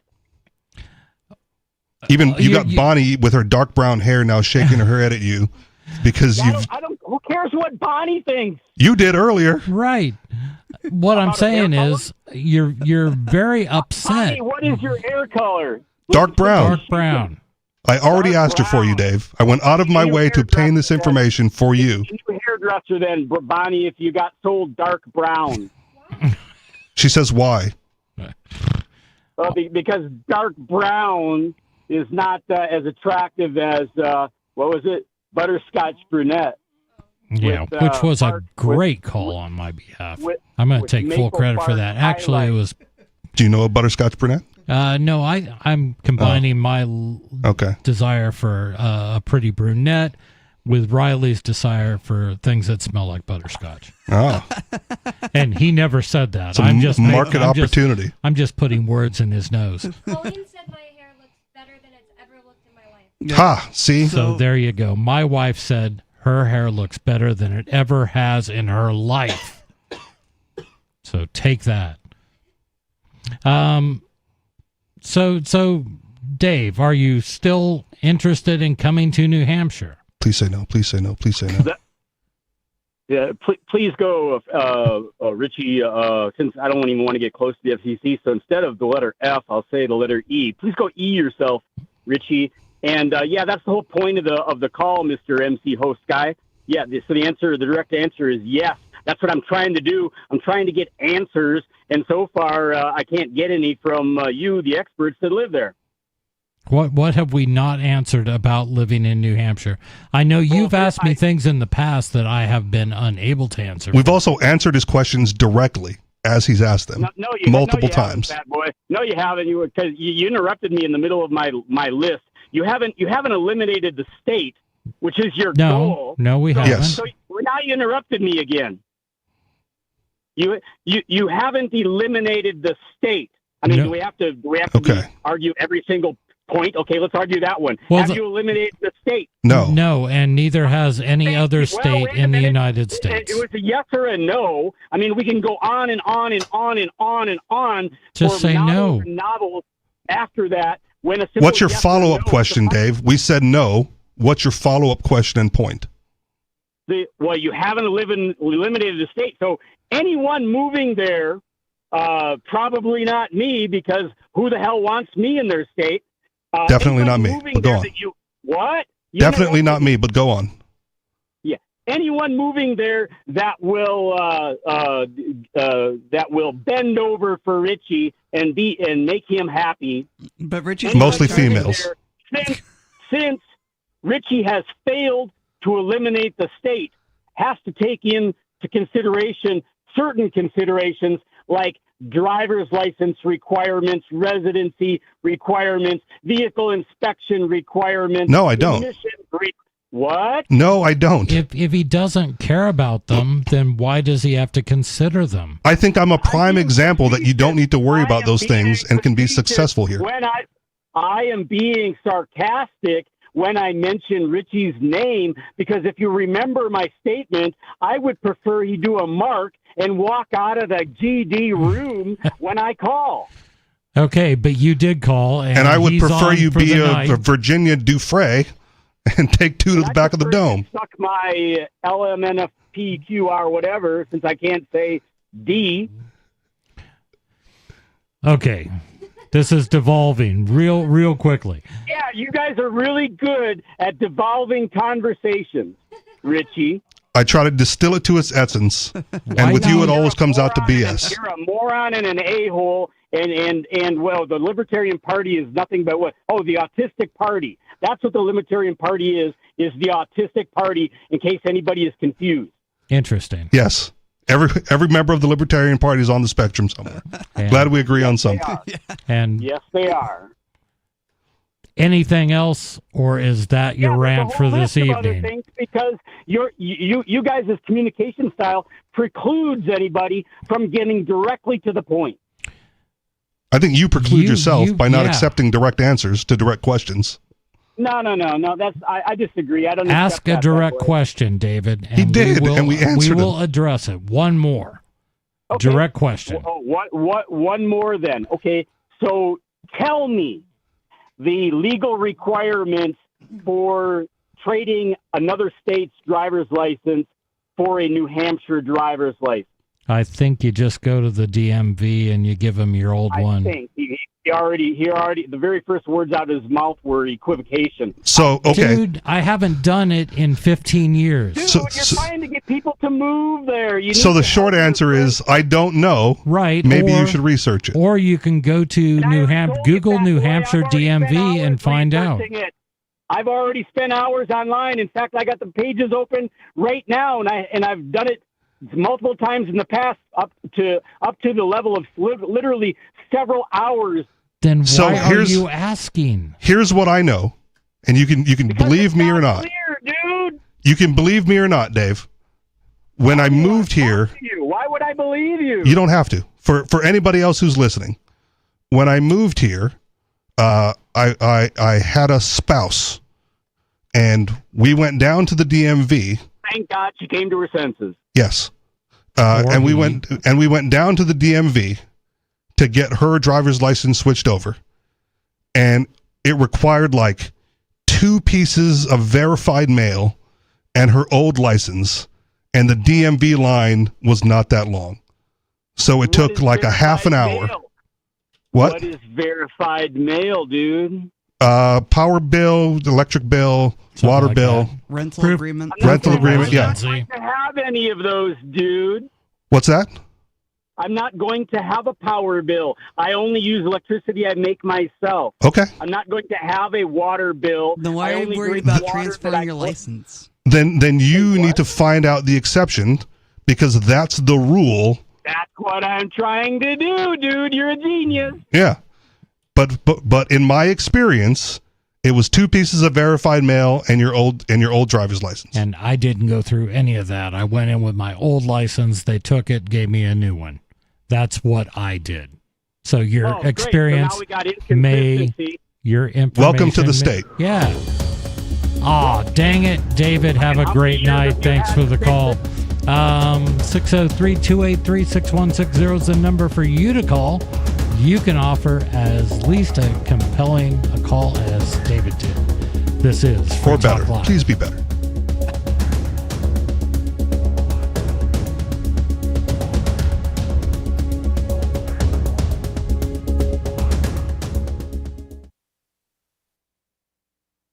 Negotiation isn't just something union leaders and sports agents do. Your entire day is a series of negotiations.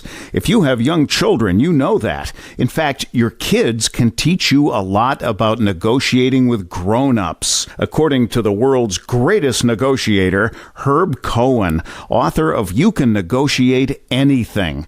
Herb says that kids understand the process of decision-making within an organization. When one parent says no, they'll ask the other. And Cohen says children persist and persevere.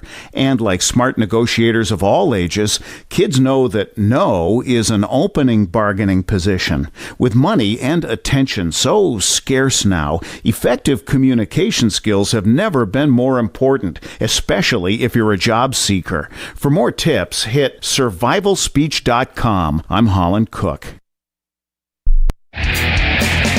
Protection. Eleutheromania.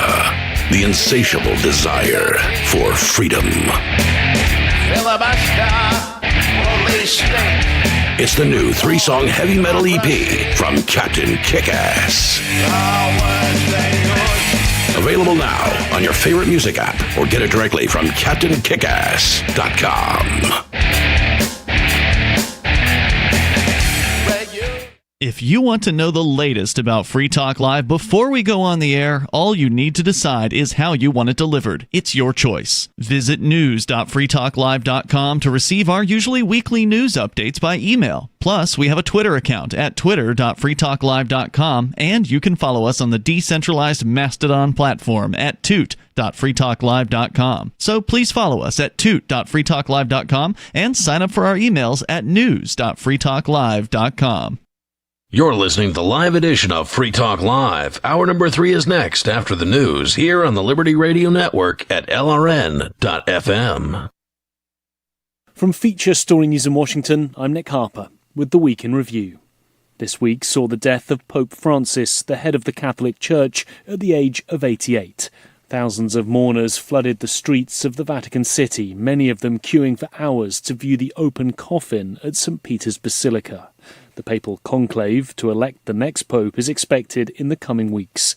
FSN's John Beaver spent the week reporting on the Pope's death from the Vatican ahead of Saturday's funeral. The Vatican has said they expect 50 heads of state and 10 reigning monarchs to be among the guests at the funeral. Estimates vary wildly about the number of members of the public who are likely to attend, but some saying it could be as many as 250,000. Security here is being stepped up ahead of tomorrow. There's a huge number of police on the streets. There are even snipers on rooftops and police helicopters often flying overhead as the eyes of the world focus on the Vatican. This week, the US pushed on with attempts to bring peace to Ukraine.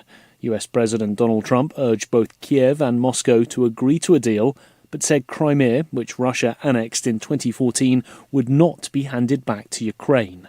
On Friday, US envoy Steve Witkoff held talks with Russian President Vladimir Putin in Moscow, as FSN's Dasha Bundarchuk reports. Russian presidential aide Ushakov said negotiations between US envoy Steve Witkoff and President Putin were constructive and useful. During talks that lasted 3 hours, the two sides appeared to have moved closer to a peace deal on Ukraine. Ushakov added that productive Russian-American dialogue will continue to be carried out in the most active manner. This is the 4th visit to Russia by US President Donald Trump's representative. During meetings in Moscow, Steve Witkoff passes on messages from President Trump to President Putin and then back from Putin to Trump, the Kremlin spokesman said. This week, India vowed revenge and blamed Pakistan for the killing of at least 26 civilians in the disputed region of Kashmir. Indian security teams spent the week looking for 4 gunmen who opened fire at the popular tourist hotspot. Sketches with the names of the suspects had been put up in Indian-administered Kashmir, with a cash reward announced as well. As FSN's Neha Punia reports from New Delhi. Police have named 3 of the 4 suspects and have also released their sketches. They claim 2 of the suspects are from Pakistan and 1 is a local. A cash reward of $23,000 has also been announced for information of the suspects. Security teams have sealed the town of Pahalgam in Indian-administered Kashmir, where the gunmen had opened fire on tourists in an open meadow only accessible by foot or on horseback earlier this week. From bureaus worldwide, this is FSN. Disgraced US Congressman George Santos this week was sentenced to more than 7 years in prison after pleading guilty to committing wire fraud and aggravated identity theft. FSN's Mitch McCann sent this report from New York following Friday's sentencing. When George Santos was elected to Congress in 2022, it was heralded as a major win for a gay Republican from a largely Democratic US state. However, Santos' life began to unravel when it emerged he had told a number of lies ranging from his work and education history to false claims about winning sporting championships and being Jewish. The government then charged Santos with committing wire fraud and aggravated identity theft. The charges included allegations that Santos regularly lied about campaign donations he received in order to qualify for a Republican Party program that would give him financial support. Prosecutors had asked the judge to impose a 7-year sentence, a term of imprisonment that Santos described as absurd. In the end, the judge agreed with prosecutors, imposing a term of 87 months. The United Nations this week warned of the worsening humanitarian crisis in Gaza, saying it had now reached unprecedented levels. For more than 50 days, Israel has barred aid and commercial supplies from entering the Gaza Strip. Ever since Jody Jacobs sent this report from UN headquarters in New York. The UN is once again sounding the alarm bells, claiming it is probably the worst humanitarian situation ever seen throughout the war in Gaza. OCHA says over 2 million Gazans are facing acute shortages of food, medicine, fuel and clean water. The agency warns that supplies inside the strip are also nearly all gone, with food stocks running dangerously low.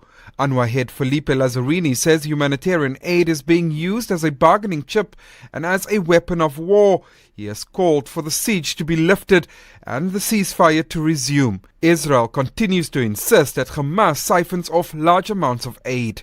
And that's the Week in Review. That's Feature Story News. Nick Harper reporting. According to a groundbreaking study on anxiety disorders published this week in the New England Journal of Medicine, researchers have discovered that feelings of anxiety can be completely resolved as long as people think about them real hard. After studying subjects with mild to chronic anxiety disorders, we found that the best way to overcome mental stress is to isolate the root of the anxiety, analyze it from every possible angle, and then think about it nonstop until it completely disappears. Researchers worked with numerous subjects in the middle of high-stress scenarios and said the key to overcoming anxiety is to start by focusing on a minor problem, list everything that can go wrong in the worst-case scenario, and then repeat that list in your head 200 times. After anywhere between 3 to 6 hours of perpetually torturing yourself over things outside of your control, all feelings of anxiety will completely disappear, and you can finally enjoy the remainder of your day. This is the Onion News Network. Our Matrix server is about as free as internet chat can be. Join the existing rooms or create your own at chat.freetalklive.com.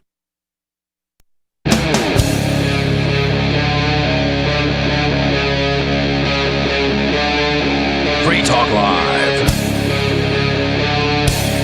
It is Free Talk Live, hour number 3. We do 3 hours of radio every Saturday, every Sunday, and we take your calls because we like it.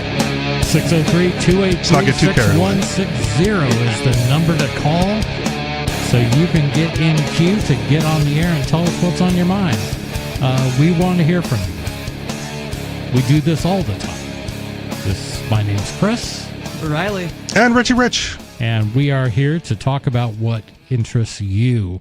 Otherwise, we're going to talk about what interests us and take calls. But, hey, what the heck? We got to talk a little bit. You brought up Bundy Ranch, and I think that's always a good example to talk about. Okay. What do you want, like a recap? No. I think the discussion was, can people stand up to the state? And that is the best example of a large group of people helping one individual defend themselves in the face of the federal government. Yeah. And it was absolutely a success. The feds slunk off, and that's a great thing. We're going to go to the phones where we've got Robert from Vermont. We'll get back into that discussion. Robert in Vermont, you're on Free Talk Live. Hey, thanks for taking my call. Great show. I'd like to kind of go back to where we were starting at the beginning of the show. You were talking about the woman there that was a victim of Jeffrey Epstein. Virginia Giuffre. Yes. Yeah. And let me just say, Rob, as a man, I like you, and I think you should move to New Hampshire. Even though you're only in Vermont, I just want to put that on record. I like you. You're a good dude. You should move back to New Hampshire. I'm originally from New Hampshire. I know, Richie, but I got strong-armed out of that state. I know. And that's going to come out in the story pretty soon. Yeah, but, we look forward New Hampshire is a wonderful state, and there's a lot of issues going on within the state of New Hampshire, that make it difficult for, people. And I wasn't saying that to like out you and what your difficulties were. I'm just saying, in contrast with Dave from New Mexico, there are certain types of people that I want here and certain types of people that I don't want here. And Rob, I just like to say, man to man, you're the type of person that I would want here. There you go. Well, thank you, Ricky. And I appreciate that. And, I would love to come back, but it's a long, drawn-out process. But what it boils down to is I went to prison in New Hampshire for almost 10 years, for a crime that I didn't commit. Right. And I later on found out, after 40 years later, that the detective that investigated me 5 years prior to my trial, because I didn't take any plea deal, he was reprimanded for falsifying documents and then lying to his superiors. He was reprimanded for that. Right. Yeah. And you're getting some assistance with this, and I think there's blogs on freekeen.com if you want to follow along with the resumation of this case, right? Yeah. Exactly. Okay. And Bradley Jardis is the one that's helping me do my pro bono with this. The Innocence Project is involved. What needs to happen is two things. The people that live in the state of New Hampshire need to know about what's going on here with this, famous detective James F. McLaughlin and, Brady v. Maryland violations, in my case. Yeah. And not only in my case, but hundreds and hundreds of other cases. Yeah. Once one of them falls, all of them should have renewed life. Like dominoes. Yeah, I hope so. Exactly. And, I'm one of hundreds and hundreds of men that have been subjected to this.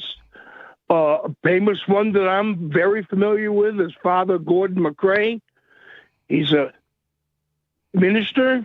He's in the state prison right now as we speak. He has his own blog, and he has his own website. It's called These Stone Walls.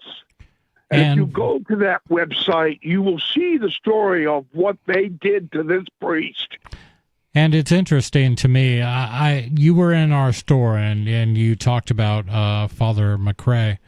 I did a little bit of research. I read it. It's interesting to me that here was a guy who was taken down in Keene by the same officer that Robert had, yet was never defrocked as a priest and has had lots and lots of researchers with the Wall Street Journal on down looking at this case, retired FBI agents that have looked at the case and said there was no evidence at all. I mean, just none.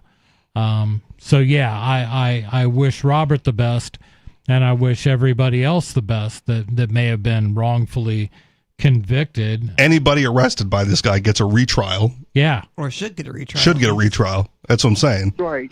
And conviction thrown out. Yeah.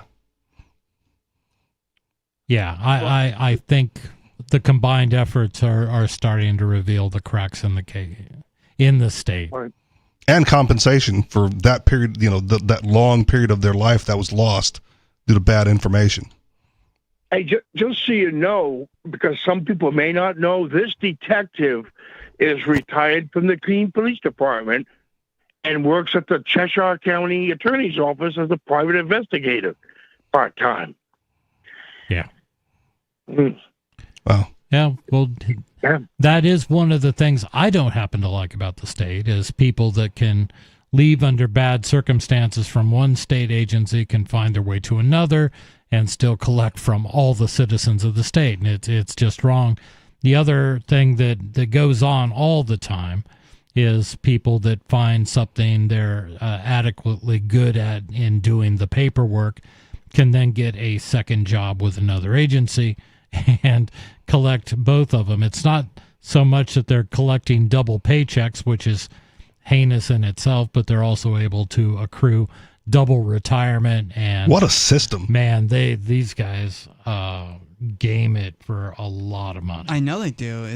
They've got to have good friends to be able to scratch their back so they can get their back scratched too. It doesn't even take much. No, it doesn't. It's almost like just what they do. You're gonna find another job that you can worm your way into, and then double dip, and it's wrong. But in the case of McLaughlin, there's been more and more that's come out, and more cases that are bringing him up, and it needs to be looked at again. Every case, like you said, every case, and any restitution owed comes out of his pocket directly. But that'll never happen. It'll never happen. Right. But you can't hang the bill on the taxpayers. You're right. Right. But they will. They will. Yeah, I know. But that's also wrong. It is wrong. Go ahead, Rob. And I don't understand. Why some of the people, they don't understand, because I mean, we pay into all of these police unions, all these the pensions and everything. I mean, if there's a website in New Hampshire, I can't remember where it is, where it shows, who gets a pension from the state and how much they're making, and McLaughlin's somewhere between $150 and $160,000 a year on a pension. Yeah. Yeah. And you mentioned it earlier, but that's how they game the system, right? Like a lot of those things are based on your last few years of working, and so they work a whole bunch of overtime their last couple of years doing whatever it is they're doing, so that bumps up what their pension is. Right. And then because you can retire after 10, 15, 20 years, they're still young enough. Pay, yeah. Right. They're still young enough to get all that six-figure pension and get a second job and get another pension after 20 years there. So by the time they're 60, 65, they're getting, double six-figure pensions. And particularly in law enforcement. I think those are the most egregious ones, because that is a club. I mean, if you are not a member, you're not a member. But if you are a member, man, they will take care of their own. Thin blue line. And I think that's why we emphasize the fact that government is nothing more than a gang. They take care of their own. They're all in the club. They don't care about you. One of the reasons. There's about a gazillion reasons why we consider them a gang, but that is a real strong one. There's a defining line between in and out, and if you're on the outside, you're going to be just paying for everybody in the club. It's horrendous. And ironic that so many people are cheering the deportation of gang members by the biggest gang in the country. I know. Yeah. Like, you want to get rid of gangs, get rid of those gangsters. Yeah. Start there. Right. I want to see... MS-13 is probably not bothering you every April 15th for a big 30% chunk of your paycheck. Right. Nope. Anything else, Robert? No, nothing right now, but if anything new comes on my end, you'll find it on Free Keen.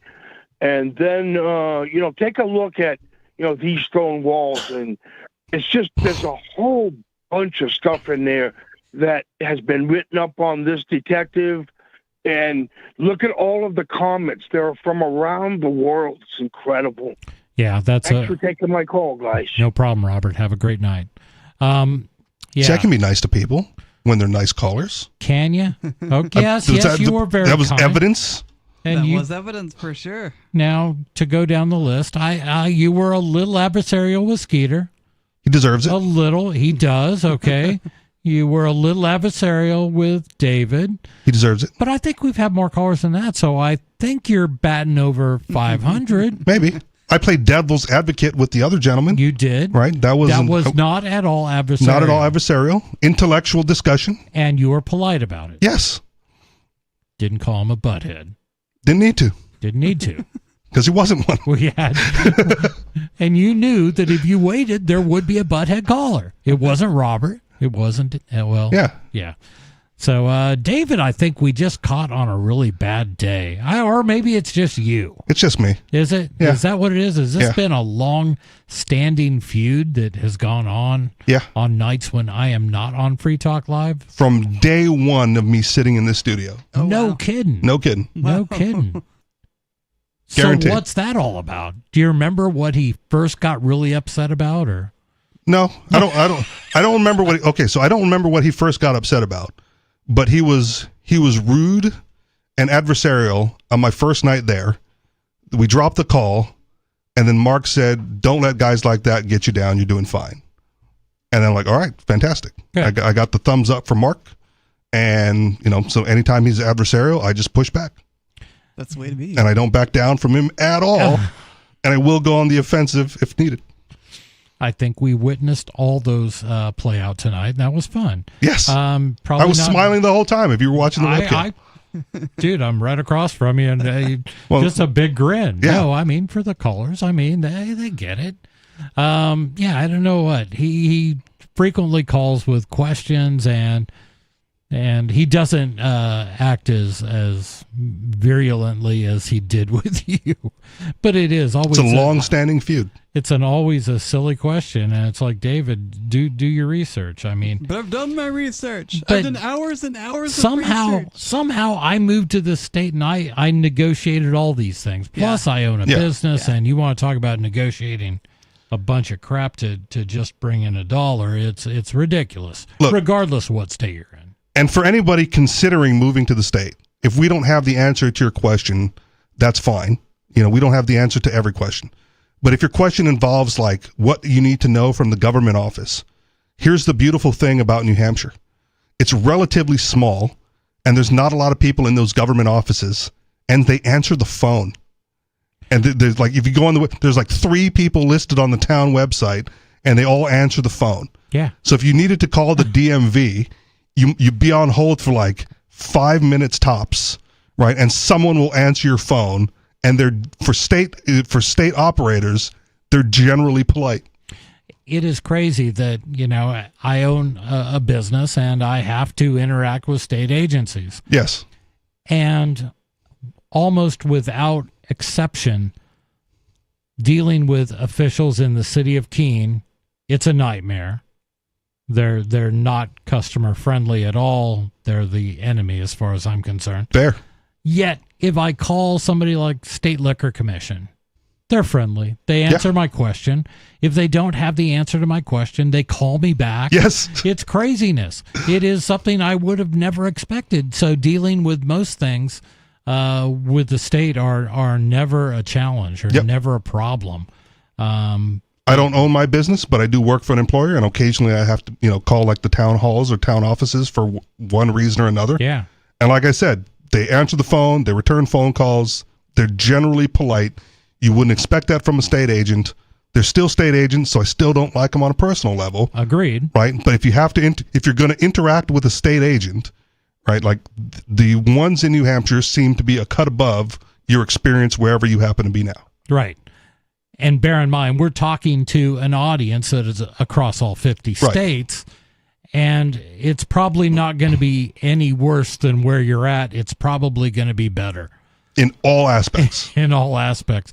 Not even going to extremes like California or New York or some socialist hellhole like that. That's the nice thing about New Hampshire is it's small. It's like living in a small town almost. Even the big city is a small town relative to other big cities. Yeah. Right. And when we talk about New Hampshire is small, what's our population? 1.4 million? Around roughly, there, yeah. Which I think it's definitely in the top 10 of lowest populations of any state in the country.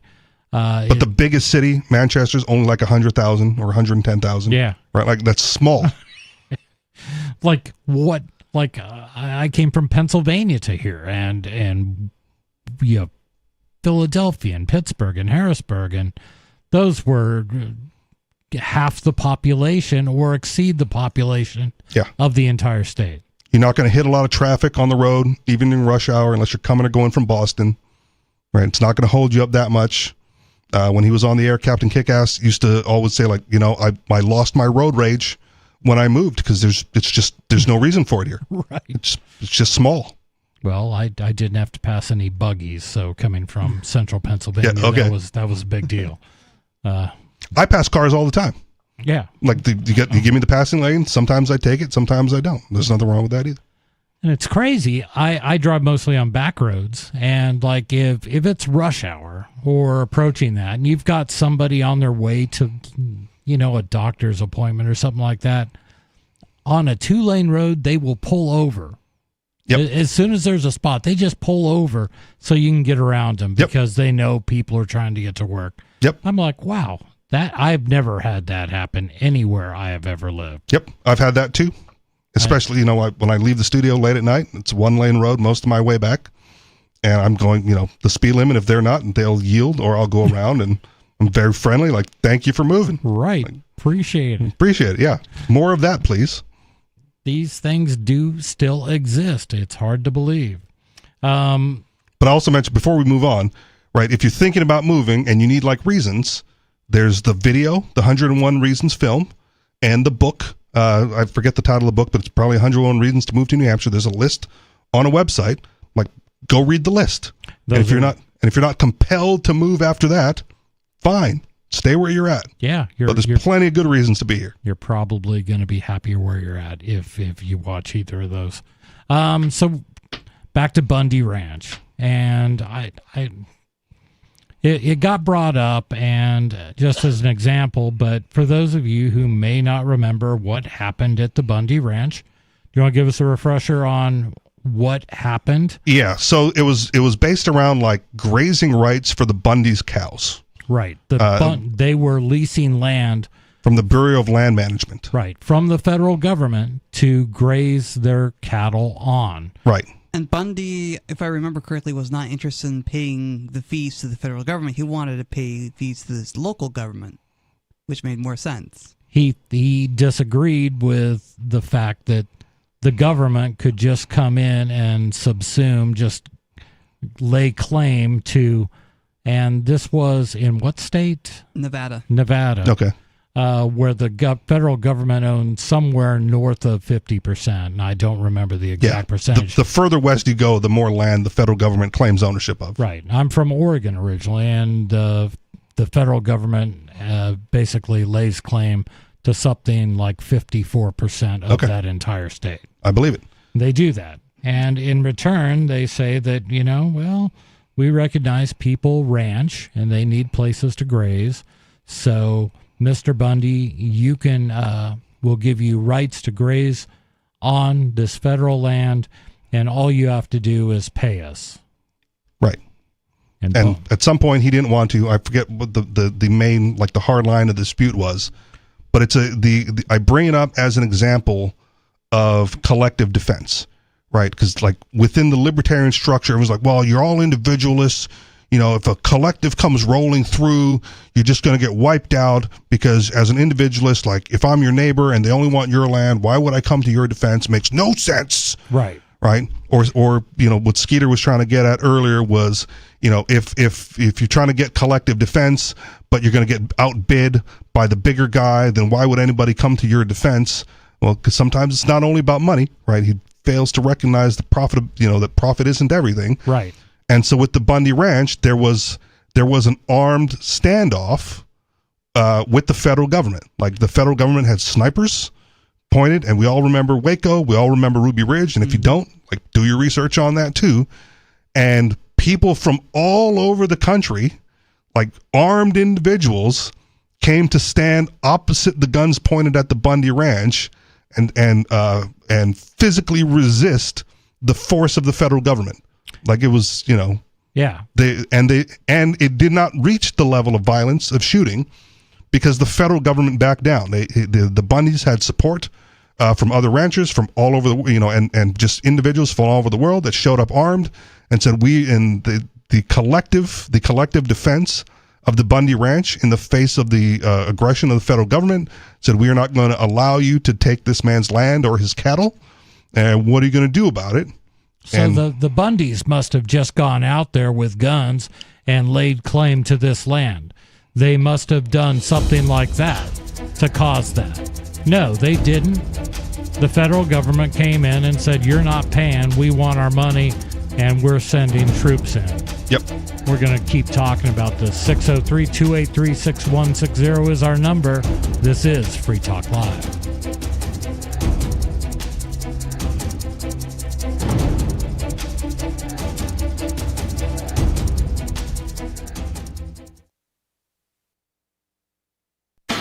Free Talk Live. The idea that politicians are leaders. Check your premises on that one. Cutting proof. Really? Would you really follow Barack Obama or George Bush? Would you really follow their every command? Would you follow their suggestions? Do you believe that politicians are somehow more knowledgeable than you are? That politicians are of a special group of people? They're a special little critter that for some reason is more enlightened or educated? Constantly you can hear talking heads refer to the authorities or our leaders in Washington, and it's just patently absurd. I mean, these people are failures at life. That's why they became politicians. Right. There's so many of them are attorneys. The good attorneys make money. Whole bunch of money and retire with yachts. The unsuccessful ones go into politics. Free Talk Live, 7 nights a week from 7 to 10 Eastern at freetalklive.com. From Feature Story News in London, I'm Stuart Smith. Heads of state, monarchs and other foreign dignitaries are arriving in Rome ahead of the funeral of Pope Francis, which will be held on Saturday. The head of the Catholic Church died at the age of 88 on Monday after weeks in hospital battling severe pneumonia. John Beaver has more on the preparations from Rome. We're approaching the final few hours of people being able to pay tribute to Pope Francis in person. He will lie in state until 7 o'clock tonight, local time, in St. Peter's Basilica. An hour after that, his coffin will be sealed ahead of the funeral tomorrow. The Vatican has said they expect 50 heads of state and 10 reigning monarchs to be among the guests at the funeral. Estimates vary wildly about the number of members of the public who are likely to attend, but some saying it could be as many as 250,000. Security here is being stepped up ahead of tomorrow. There's a huge number of police on the streets. There are even snipers on rooftops and police helicopters often flying overhead as the eyes of the world focus on the Vatican. John Beaver, Rome. Talks between government representatives from the US and Iran are set to take place this Saturday as Washington continues its diplomatic push to avoid Iran acquiring a nuclear weapon. From Tel Aviv, Trent Murray has more. American and Iranian negotiators will meet Saturday in the Omani capital Muscat for their third round of talks in as many weeks. Last week's discussions in Rome were described as positive, with both sides saying progress was made. The White House is pushing for a diplomatic solution to concerns that Iran is enriching uranium to make a nuclear weapon. Tehran denies the charge, saying its nuclear program is for civilian purposes. President Trump has threatened that if a deal isn't reached between the US and Iran, that he could take military action targeting Tehran's nuclear program.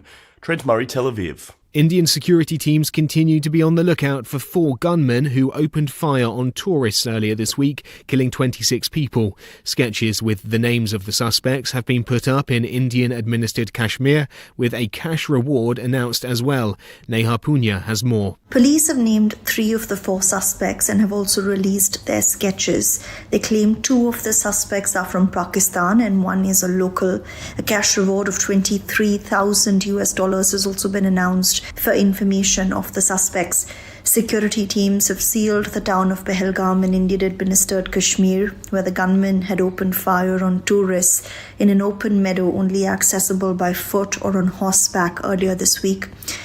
The home of one of the suspected gunmen has also been demolished by local authorities. In New Delhi, Neha Punya. From bureaus worldwide, this is FSN. You can stick it to the man and big tech. Join our FTL social mastodon at social.freetalklive.com.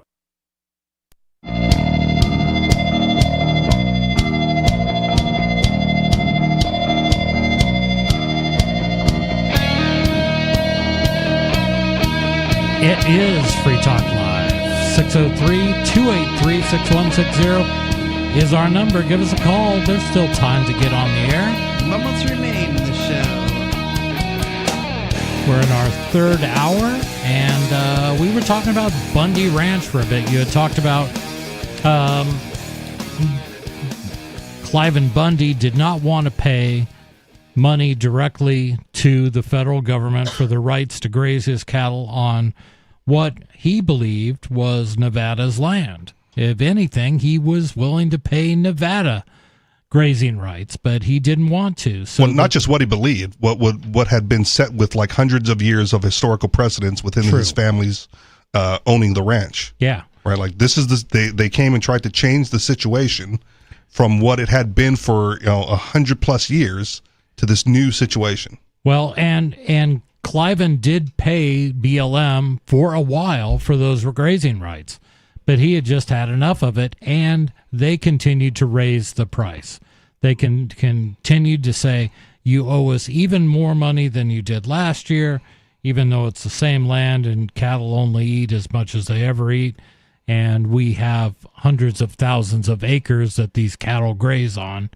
And the federal government said things like, well, we have new costs that have caused us, we have to preserve the desert tortoise. So, because of this, we have to do more work to protect the desert tortoise. And they came up with all these reasons. And at that point, Cliven said no. The feds rolled in, and they immediately went about rounding up and killing Cliven Bundy's cattle on BLM land, what they claimed was theirs. Yep. They ended up shooting his livestock. At that point, Cliven said he put out on social media and people that he knew say, we've got the feds coming in trying to take away our livelihood. Could anybody lend a hand? And boy, did they. And boy, there was did a they. huge protest. I remember that. There were one of the gentlemen who went out there, actually two guys I know, Jerry DeLamus, who his wife is, I think, maybe still a state rep here in New Hampshire, and a good friend of his named Jack, who I think may have passed away since then. But they both got in a car and they drove nonstop to Nevada, and they said, what can we do? Yep. And shortly after that, the Oath Keepers, before they were canceled, Oath Keepers showed up from, I think, a lot of different states to show up and add their support too. Riley, you said you went out there for... I did. So Bunkerville, Nevada is where this all took place, and it's a small town that I've been to quite a few times as a kid for various things that I don't remember. Okay. I just know I've been there. But so I went down there with some friends who were doing a protest because at the protest itself, there was a free speech zone set up by the government, and we were protesting the fact that there was a free speech zone. Well, while we were there were people waving gang flags around. Gang flags like MS-13 or like Crips and Bloods. It wasn't that kind of gang. It was the United States government. They were waving the American flag around because people were being harassed by the same gang that they pledge allegiance to. And to me, that's when I started shifting toward libertarianism, is when I realized, oh, it's just a gang. And you literally have this group of armed thugs who came to Nevada with no purpose other than to kill livestock and to force a guy to pay you protection money. Right, and they're waving the flags of the oppressors, and to me, that was just so absurd. Why would you wave the flag of your oppressor? Why would you wave their symbol around? It's not going to make you any more free. In fact, we're less free today than we were 10 years ago when this thing was happening. The defenders swelled in numbers till north of 1,000. I can't remember exact numbers. But the people who were there to support the Bundy family soon outnumbered the number of federal officers on the ground. And then now, could the feds have escalated and rolled in the tanks they and wiped them out? Right. Yeah, maybe. They could have sent in a battalion. They certainly could have.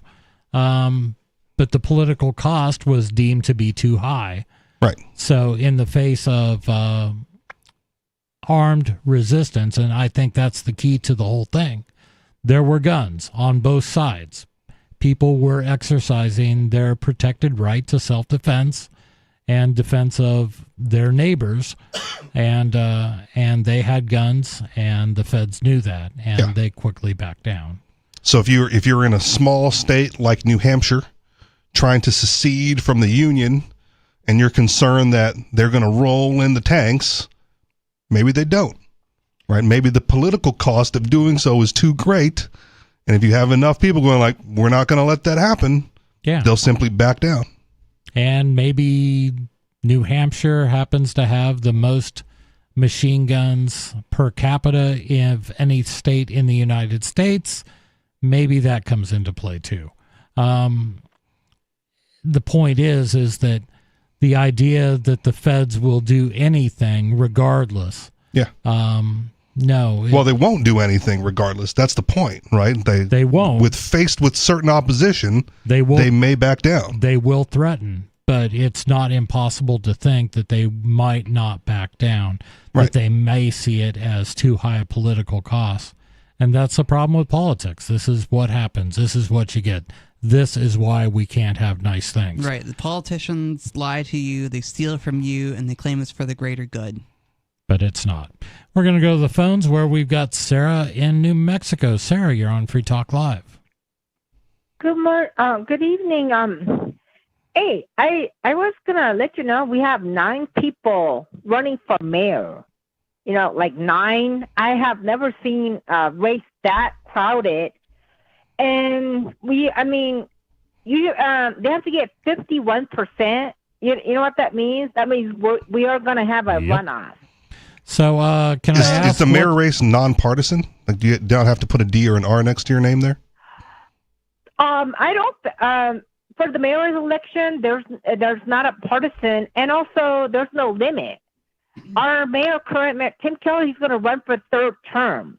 There's no, like a governor, you're limited to 2 terms. It's not like that. So they could be it's nonpartisan. Mayor for life. But what happens is that by the time they get all settled, it's 1 Republican and 1 Democrat. That's how it comes out. So I don't know how it works out like that. The votes get split up 9 different ways, and we'll still have 1 top Democrat, 1 Republican. Can you explain that to me? No. Are you saying that that's the way it works out, or that's the way it's going to happen? Well, that's the way it has always have worked out, and probably that's what will happen. You get the top Republican, and you get the top Democrat. I mean, if that's the way it works out, I don't know if there's an explanation needed. Yeah. You know, if you have 9 and you need 51% of the vote, and not one of those 9 is unlikely to get it in the first round, right? Then that's why you end up with the runoff with like the top 2 candidates, and it's unsurprising that the top 2 candidates are going to have either an R or a D next to their name. California's interesting. They don't have the 2 Democrats as a top. The two Democrats as the contenders that you pick. It's always like 1 Republican and 1 Democrat. That's always a showdown. So, but I'm going to wait until, for me, I'm going to wait until it gets settled when they're down to the 2, and then I'm going to vote, because I'm tired of voting. You know, it's a lot of work voting, and so I don't want to vote again and again. So I mean, the Libertarian Party convention? It was a similar runoff fashion, and Chase Oliver lost every round except for the last one, right? Perfect. But isn't that what happened? Like, if I'm wrong, let me know. I don't follow it. Okay, I don't either. Okay, well, darn. He didn't come in first place in any round except for the last round, and then he stole it at the end. The one that counts. Like, good on him, right? But I think that's what happened. So you have this type of situation where 9 people are running. As long as you can outlast until that final round, you don't have to win all the previous rounds. Yeah. You just need more of those people to take you at the end. Because they have to collect 3,000 signatures within 2 months. To be put on the ballot. They only give you a certain amount of time, and you have to get it from Albuquerque registered voters. So if you don't have enough support to get that, you don't even get to be put on the ballot. Is that everyone, even Democrats and Republicans, have to do that, or only people with parties that may not be in control, like libertarians or Green Party or things like that. Anybody, it has to show support. It shows you that they have support from the community that wants that you have that you could be on the ballot. If you can't get those much signatures from Albuquerque registered voters, you don't even make it. Okay. Yeah. So I mean, under that paradigm, that makes sense. Huh? I said under that paradigm, that makes sense. I get it. Right. If you can't get 3,000 signatures, you're not going to get 20,000 votes, right? Or whatever you need in Albuquerque. Oh yeah. So that's how they kind of weed you out, you know. So like Tim Keller, I'm sure he'll get the signatures needed because he's been in office for a long time. And the thing is, the two things that I really like about what he's done, he had the new homeless shelter, and he actually sent people to San Antonio to figure out what made their homeless program successful. And what they have learned is that it's a one-stop shop. So there was homeless people going there for shelter to rest, take a shower, to eat. It's a shelter, and they got the social worker, they get the psych doctor there, they got the alcohol rehab, they have connections. They're right on site. They have the drug counselor, they have the housing people. So then they don't have to go anywhere. That's where they go. And yet coercively funded through taxpayers' theft. Yeah.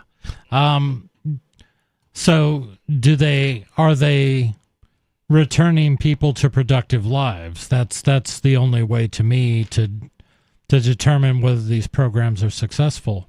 What percentage of people are finding themselves able to support themselves? Well, the thing is, it depends on what the person needs. It's an individualized program. Maybe some people had a hard time. Maybe they can go to work. Some people are mentally ill. They can't go to work. So they help them apply for SSI, SSDI. Some of them need alcohol and drug treatment. Some of them need different counseling. There's many, many variations of what people need and how they could get out of homelessness. I understand that, but what I'm asking is has it, and you had brought up the San Antonio method, has it been successful at returning people to being productive members of society? And that to me is the only measure that's important. Are these programs actually providing a net benefit for all the money that's being stolen from taxpayers to fund these programs? Still a utilitarian position. It is a utilitarian position. Because if the answer is yes, now the theft is justified? That's, you are right. It happens. I have a feeling that it is true. And another thing that we have these service-based car that was started with this mayor. And then they're not the police to arrest them, handcuff them, and throw them in jail. They're just to go there. It's like, what can we help you? Do you need some water? They're passed out. Are you dying from heat? Are you overdosing? They have to come out and check on people if they are dehydrated, if they need hospitalization. Because I see people passed out, and that's what they're called for. And they're not there to punish people. They're not there to haul them off to jail. If it was that important, you could do it with a charity. Yeah. Well, they have what do you say to that? Cars pay for they're called the service aids. So then I really like that happened with this Mayor Keller. And then, before it's coming from the mayor's office, not charity. You do understand the difference, right? That all the programs you talk about are all being funded by taxpayers who may or may not agree with them. Well, but I am in agreement with them because then you should fund it voluntarily. Yeah, and you absolutely can. What are you guys talking about? Most people are just broke. I understand that, but why are they broke? Because they're taxed to death. What I'm saying is in any of the examples that you've called about, for years now, and Sarah and I have had a long relationship as does your wife know about this? No, we've been Sarah and I have been talking on the phone for years, and my question is always the same. Man, tell them there's nothing to us. No, that these things can be done voluntarily, and that programs can be established voluntarily that don't rely on the state. And I support the idea of helping people out, and I'm willing to donate to causes that will help people out. Well, But- you know what? You are kind of right. I know these New Beginning Church has the men's and the women's home. They got 9 women's homes. It's like a halfway house. But you know Yeah, something? church is a good still example. Qualify. Yeah, but still, they qualify for federal grants because of their nonprofit status, the tax exempted status, and some of their money is coming from the federal government because it is. Whether they go to a state-run halfway house or a religious halfway house, they get taxpayer funding. That's a good That's a point. problem. I don't know what the rules are, but you know what? Your taxes support church programs that are nonprofit. Well, that's a Yeah. problem. That's a problem. We don't agree with that either. We think that should end. I'm okay with churches being tax exempt because I'm not trying to like hurt everybody for fairness, right? But like you get the tax exemption and then you don't get the grants. Right. And then we're cool. And Yeah, but I don't know what is the percentage of the grants because I know that Salvation Army started a men's halfway houses, and for every head they get money from the federal government. Yeah. Because they're getting them when they get released out of jail. They take them in and they bring them all to church. They're all dressed up in nice suits. I don't know how they do that. Yeah, but- it's probably significant. There's not a lot of charities that don't rely on some level of taxpayer funding. But to me, that would disqualify them as charities. You know what I mean? If you Yeah. are accepting money from the same people that are making the laws over Right. you and taking from people and giving it to you, that's not being charitable. I hear what you're saying, and again, this was I at my former employer, I was charged with like finding a charity to donate to. Like the owner's going to be charitable, find a charity, and like I went out and tried to find one that wasn't getting grants or anything from. The only one that I found in the Merrimack region of New Hampshire was the YMCA, and I don't even know if that's true anymore. Yeah. But every other charity in the vicinity, right, was getting grants from either the state or the federal government to operate as a charity. Yeah. Except for the YMCA. That's So interesting. most of them do. You know, I don't remember the count of how many that I looked into, but most of them do, and a very select few don't. It's interesting that even in New Hampshire, I mean, the one job that most towns now have that didn't exist 10 years ago is the position of grant writer.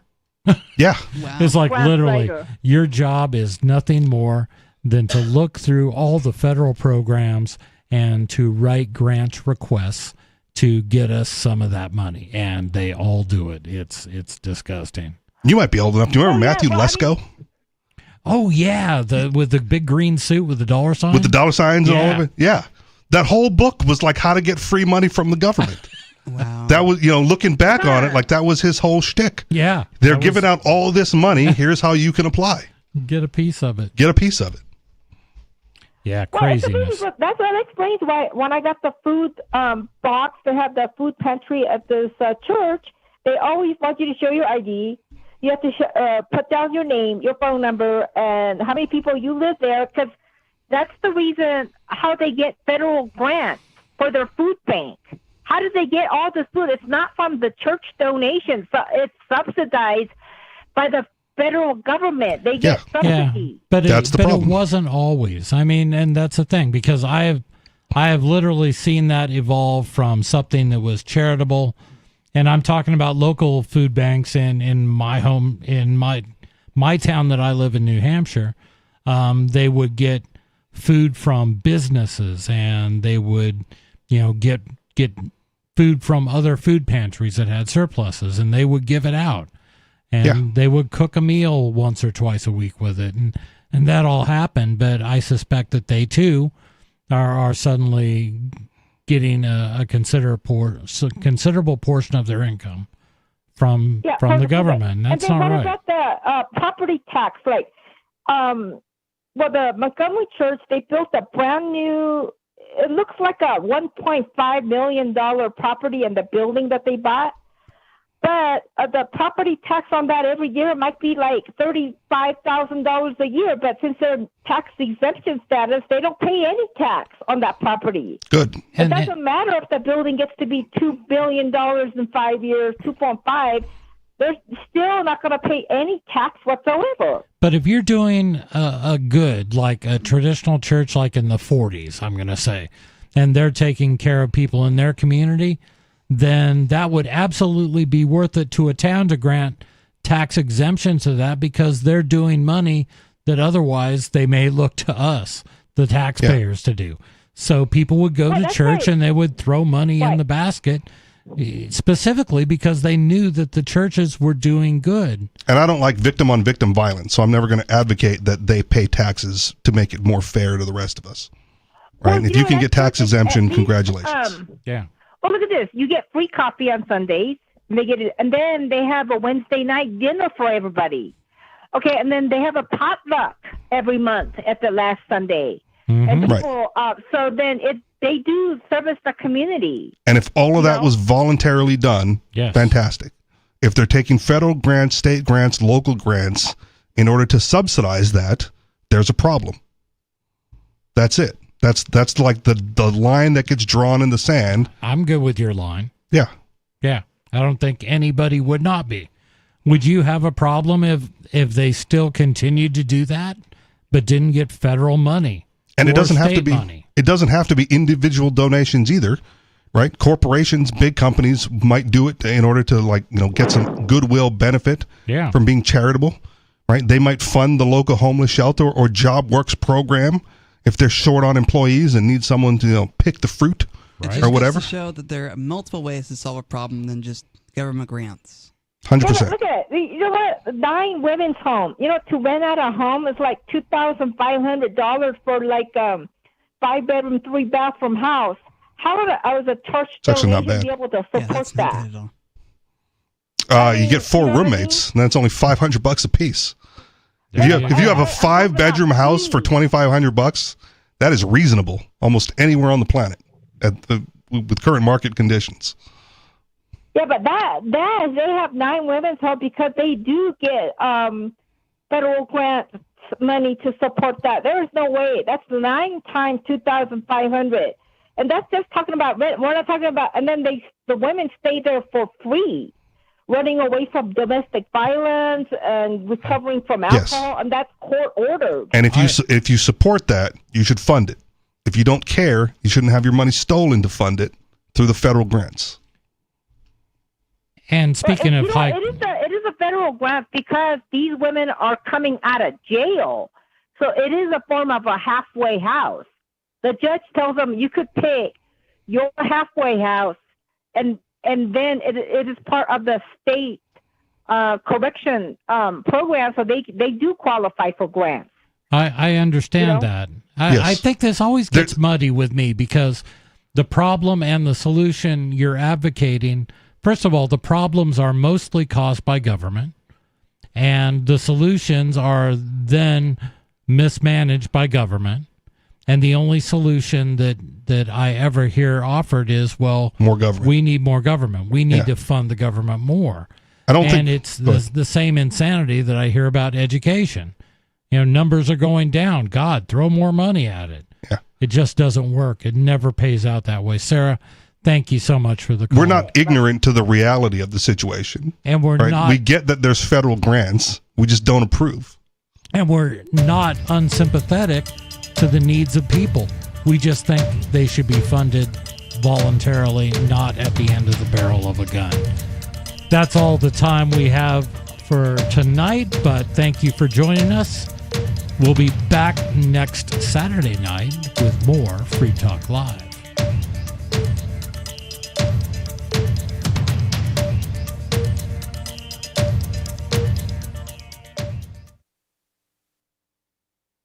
Hey, you are going to love the movie Victimless Crime Spree. It's hilarious, heartwarming, and carries a ton of inspiring freedom messages. Feeling down about the lack of liberty in your life? You need to put on this film with some friends and have a good laugh. It's a true story about me and my friends in New Hampshire living free, singing, dancing, and getting arrested. Of course, it's all on video, and the bad guys, the cops, judges, bailiffs, and sheriffs, they all play their part like it's out of a movie or something. You would think we scripted the whole thing, but it's real life. Go ahead and have a watch, and if it's been a while, have another look. I guarantee you'll notice things now that you didn't notice before. And the best part is that you're going to walk away feeling a renewed sense of your own power. You are the master of your destiny, and you will be free in your lifetime. Victimless crime spree. Free speech is protected on the internet, right? Not always. Government agencies try to limit free speech and commerce on the net. Luckily, when they do, the Institute for Justice is there to defend your First Amendment right to free speech. IJ helped set the first federal precedent for internet free speech in 1999, and ever since has worked to prevent unconstitutional roadblocks in cyberspace. Visit our website today at ij.org. What if you want to hear the latest episode of Free Talk Live, but all you have is your phone, you forgot to download our archive, and you have no data connection? You can call our Listen line at 641-793-0191. That's a long-distance number, so you may incur charges. If not, listen as long as you want. 641-793-0191. The Free Talk Live Listen line, 641-793-0191. Coming up next after the news, Hour 1 of the latest episode of Free Talk Live, here at listen.freetalklive.com. From Feature Story News in Washington, I'm Nick Harper with the Week in Review. This week saw the death of Pope Francis, the head of the Catholic Church, at the age of 88.